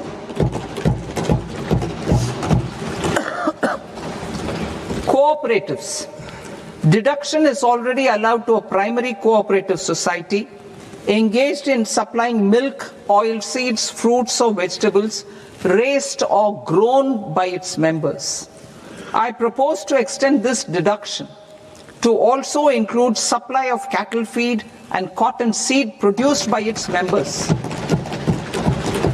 I propose to allow inter-cooperative society dividend income as deduction under the new tax regime to the extent it is further distributed to its members.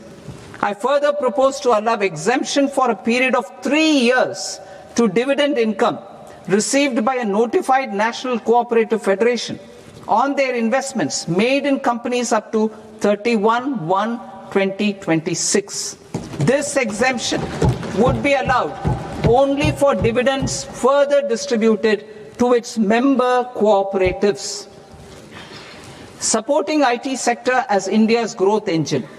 India is a global leader in software development services, IT-enabled services, knowledge process outsourcing services, and contract R&D services relating to software development.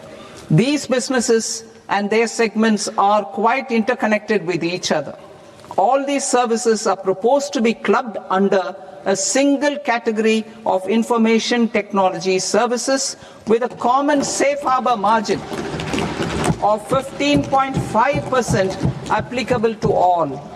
The threshold for availing safe harbor for IT services is being enhanced substantially from 300 crore rupees to 2,000 crore rupees.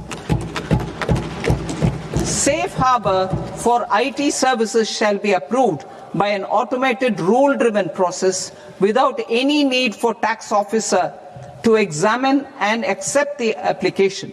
Once applied by an IT services company, the same safe harbor can be continued for a period of 5 years at a stretch at its choice.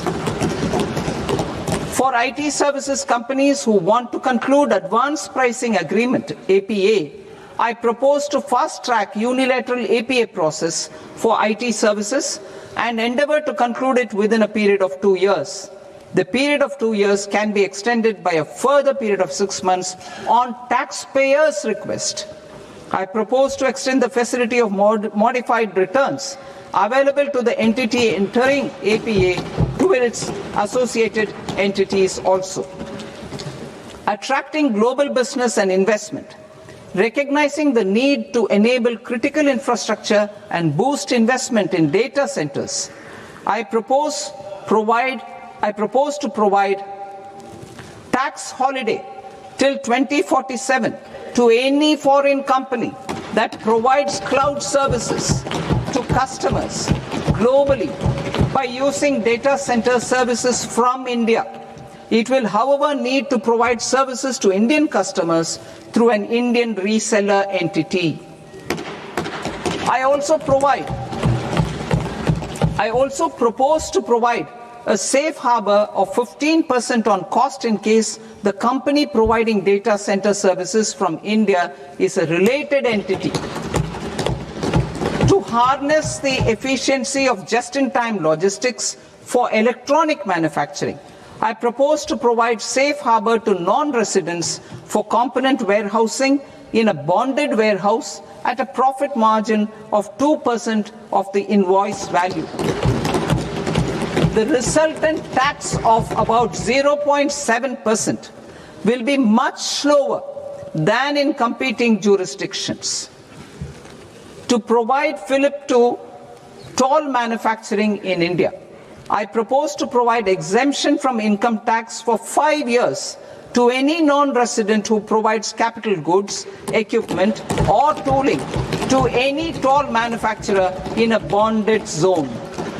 To encourage vast pool of global talent to work in India for a longer period of time, I propose to provide exemption to global, non-India sourced income of a non-resident expert for a stay period of 5 years under notified schemes.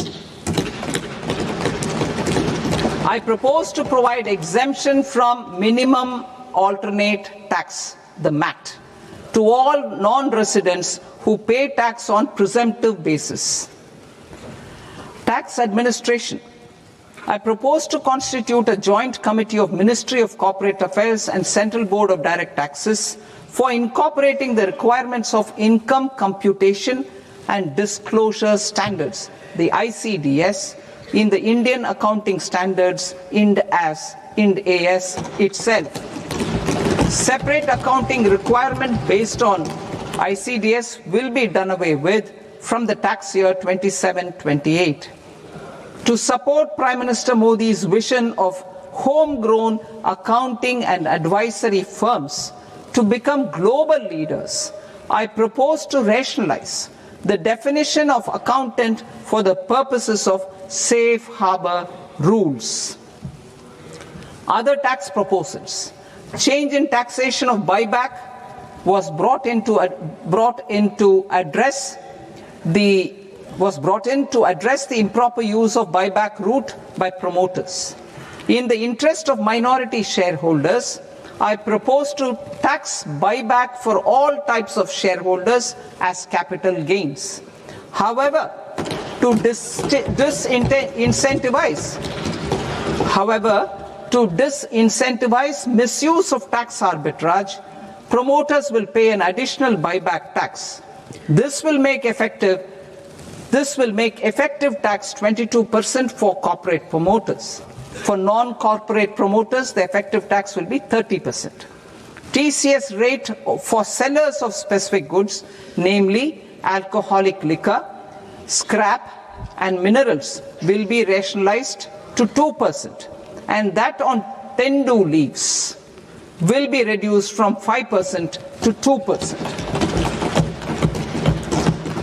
I propose to raise the STT on futures to 0.05% from the present 0.02%. STT on options premium and exercise of options are both proposed to be raised to 0.15% from the present rate of 0.1% and 0.125% respectively. We reformed the taxation landscape for corporates in 2019 by providing them a simplified regime with lower tax rate so that they could productively focus on business rather than on claim of deductions and exemptions. To encourage companies to shift to the new regime, set off of brought forward MAT credit, minimum alternate tax credit, is proposed to be allowed to companies only in the new regime. Set off using available MAT credit is proposed to be allowed to an extent of 1/4 of the tax liability in the new regime. MAT is proposed to be made final tax, so there will be no further credit accumulation from 1st April 2026. In line with this change, the rate of final tax is being reduced to 14% from the current MAT rate of 15%. The brought forward MAT credit of taxpayers accumulated till 30th March 2026 will continue to be available to them for set-off as above.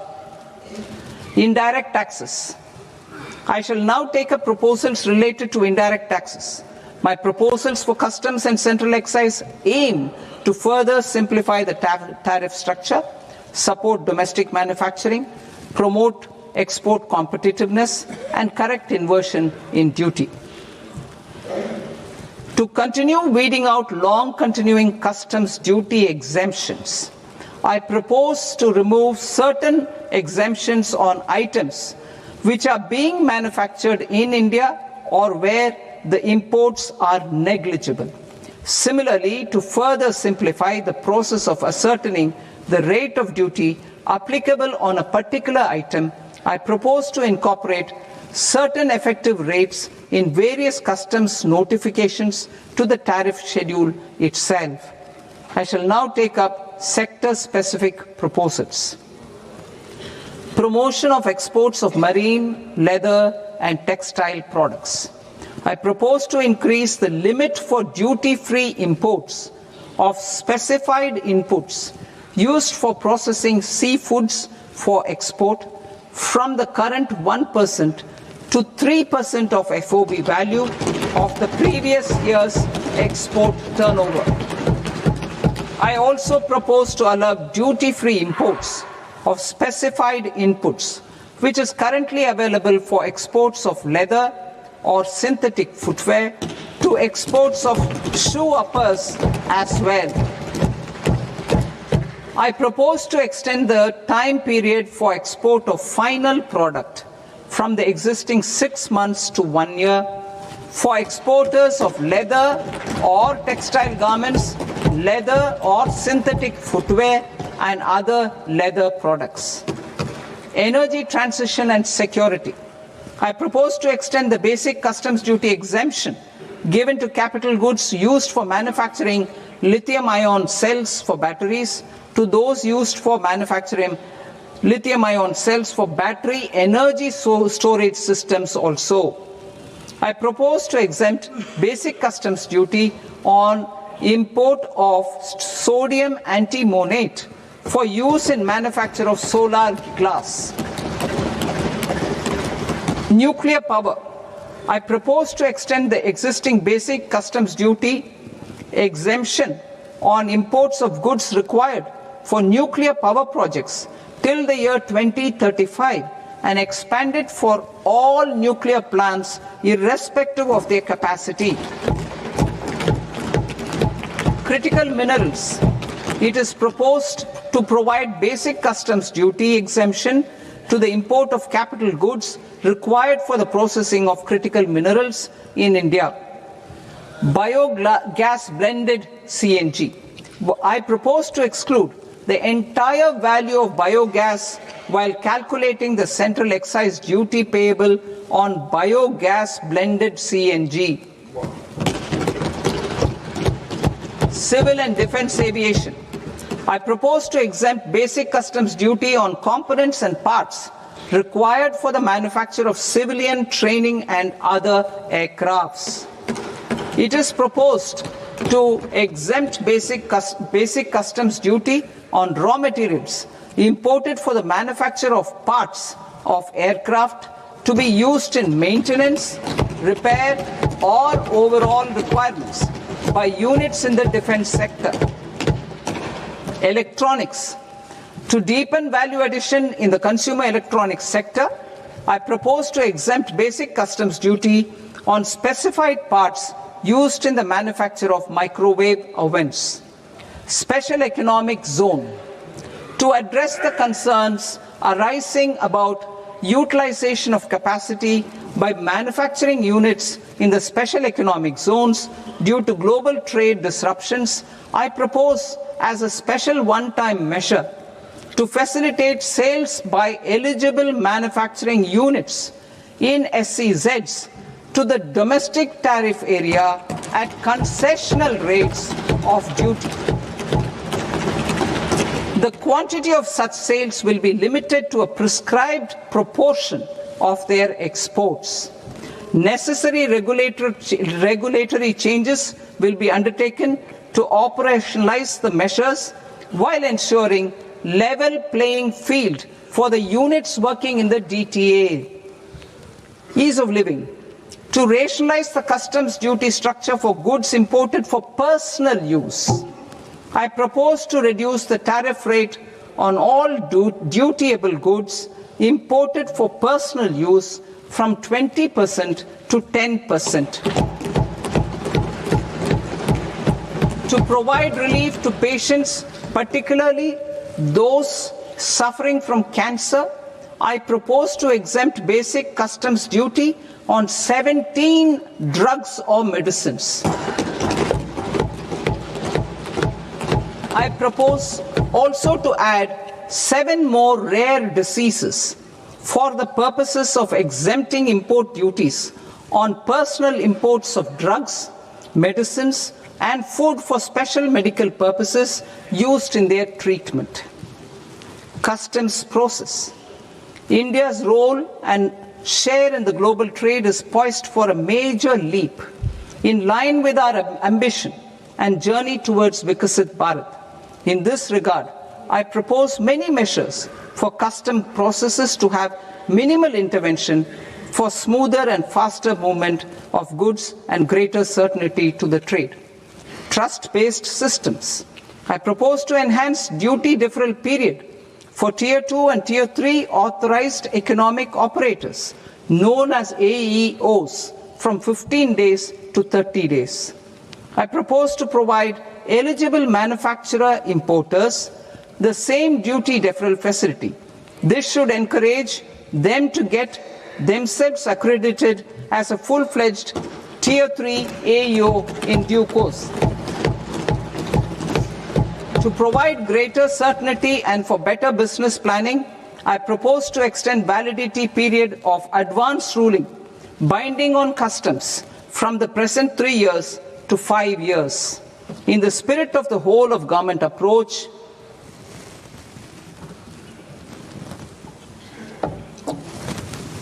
government agencies will be encouraged to leverage AEO accreditation for preferential treatment in clearing their cargo. Regular importers with trusted long-standing supply chains will be recognized in the risk system so that the need for verification of their cargo every time can be minimized. Export cargo using electronic sealing. Export cargo using electronic sealing will be provided through clearance from the factory premises to the ship. For import of goods not needing any compliance, filing of bill of entry by a trusted importer and arrival of goods will automatically notify customs for completing their clearance formalities. This will enable goods to be released immediately on arrival. The customs warehouse framework will be transformed into a warehouse operator-centric system with a self-declarations, electronic tracking, and risk-based audit. These reforms will move away from the current system of officer-dependent approvals and reduce transaction delays and compliance costs. Ease of doing business. Approvals required for cargo clearance from various government agencies will be seamlessly processed through a single and interconnected digital window by the end of the financial year. Processes involved in clearance of food, drugs, plant, and animal and wildlife products, accounting for about 70% of interdicted cargo, will be operationalized on this system by April 2026 itself. For goods not having any compliance requirement, clearance will be done by customs immediately after online registration is completed by the importer, subject to the payment of duty. Customs integrated system will be rolled out in 2 years as a single integrated and scalable platform for all customs processes. Utilization of non-intrusive scanning with advanced imaging and AI technology for risk assessment will be expanded in a phased manner with the objective to scan every container across all the major ports. New export opportunities to support Indian fishermen to fully harness the economic value of marine resources beyond our territorial waters. The following measures will be taken. A. Fish catch by an Indian fishing vessel in exclusive economic zone or on the high seas will be made free of duty. Landing of such fish on foreign port will be treated as export of goods. Safeguards will be put in place to prevent misuse during fish catch, transit or transshipment. To support aspirations of India's small businesses, artisans and startups to access global markets through e-commerce, I am pleased to announce complete removal of the current value cap of 10 lakh rupees per consignment on courier exports. In addition, handling of rejected and returned consignments will be improved with effective use of technology for identifying such consignments. I propose to revise provisions governing baggage clearance during international travel to address genuine concerns of passengers. The revised rules will enhance duty-free allowances in line with the present-day travel realities and provide clarity in temporary carriage of goods brought in or taken out. There are honest taxpayers who are willing to settle disputes by paying all their dues, but they get deterred due to negative connotation associated with penalty. They will now be able to close cases by paying an additional amount in lieu of penalty. Honorable Speaker, sir, with this, I commend the budget to this august House. Jai Hind.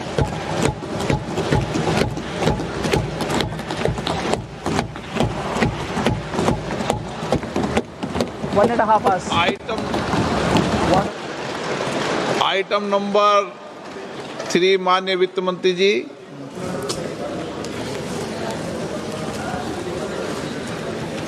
Item number 2, sir. 3.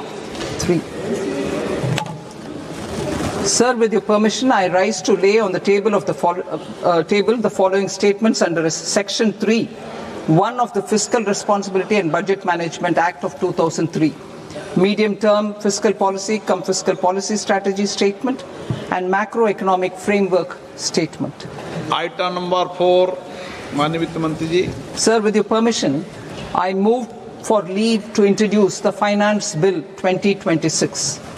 प्रश्न ये कि विधेयक को पुनर्स्थापित करने की अनुमति प्रदान की जाए।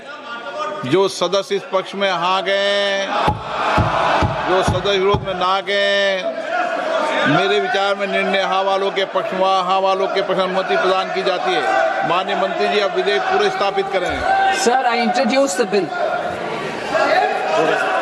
माननीय सदस्यगण, आपको सूचित किया जाता है कि माननीय वित्त मंत्री जी के बजट भाषण की कॉपी पब्लिकेशन काउंटर पर ली जाती है। बजट भाषण और बजट से संबंधित दस्तावेज आपके मोबाइल फोन और मेंबर पोर्टल्स पर ही उपलब्ध है। सभा की कार्रवाई कल सोमवार दिनांक 2 फरवरी 2026 को प्राप्त 11 बजे तक के लिए स्थगित की जाती है।